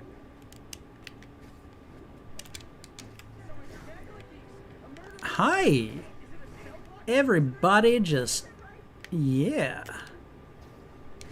Oof, oof, oof. Nope, nope. Give me your gun. Ooh, oh, that had to hurt. Okay, alright. Okay, let's see. Let's hope the New Plan trilogy doesn't drop the ball. Hopefully they don't do an endgame and reverse the circumstances of the ending in the next movie. Okay, so I'm just gonna say this flat out. If they do that, I will be pissed. I think the way that this movie ends is kind of the perfect way for Spider-Man to grow up and become the solo hero that he's always been known for being. So, no, I think you're right. They better not reverse this. This needs to stay. I'm okay with MJ rediscovering who he is. I'm okay with Ned rediscovering who he is and the complications that could arise there. I'm even okay with Doctor Strange rediscovering Spider-Man. Although if that does happen, I hope it doesn't happen for a long time. But yeah, if they just reverse it so that he is basically an Avenger again, I don't think that needs to happen. I don't think it should happen. So, neat idea. Problem with a Spider-Man movie tier list is most people have the exact same one. The reviews for each one and not just a ranking makes the idea more... Oh, thank you. Okay, well then maybe I'll do that. I'm sure mine will be the exact same, save for the placement of Spider-Man 2. That's fair. That is completely and totally fair. All right, let's see. Well, I think we're going to play a little bit longer, but I think at this point I'm mostly done talking about the movies. If you guys have anything that you want to ask or talk about, go ahead and put it in the chat, and I'd be happy to discuss. But in the meantime, I think I've discussed most of the things that I find... Oh, you need to die. Wow.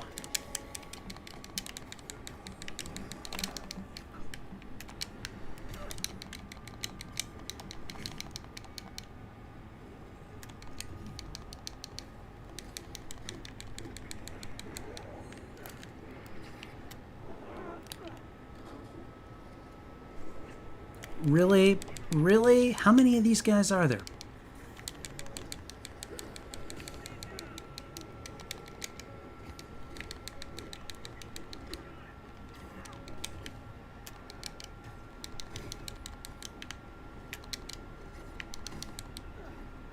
Really? Again? There's another one?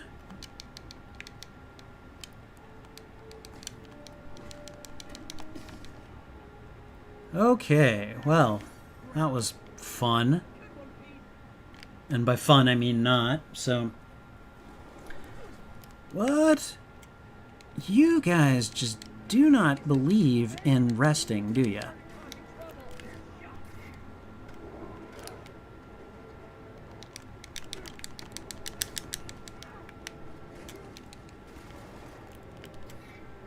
You know what? Gimme.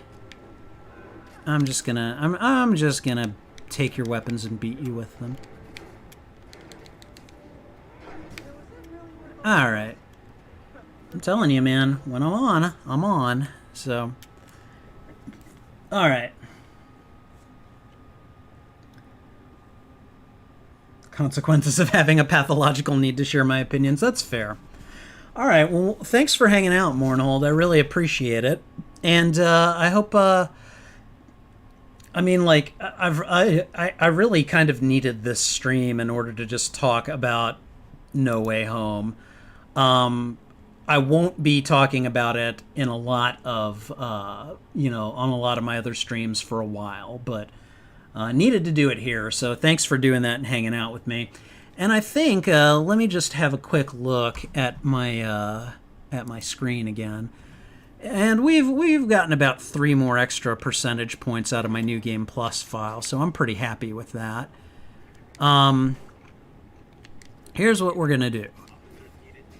We're going to go ahead and get close to the next story point, and then I'll probably save the game there. And then the next time we do this, we'll be on task for the next bit of story. So, and I think this is the feast building, isn't it? Isn't it? Yep, it's feast. Well, what are you doing? Don't do that. Okay. All right, so we're going to go ahead and call this done. So let's go ahead and we're going to do a manual save because I've learned my lesson. I'm going to try to keep doing those. All right, and then we're going to go ahead and quit, and we're going to be done. So, all right, guys. So thank you guys for hanging out with me today. I've done 2 streams today. It's been a lot of fun. So thanks for hanging out with me. Thanks for talking No Way Home spoilers with me. And yeah, you guys have a good evening. I'll do another stream tomorrow. I'll do another stream tomorrow night when I play some Marvel Contest of Champions, and I'm going to open a bunch of greater gifting crystals that I've got on my stash right now. It's like a dozen. So in the meantime, you guys have a good evening, and until my next stream, this is Spidey Librarian wishing you a good rest of the evening.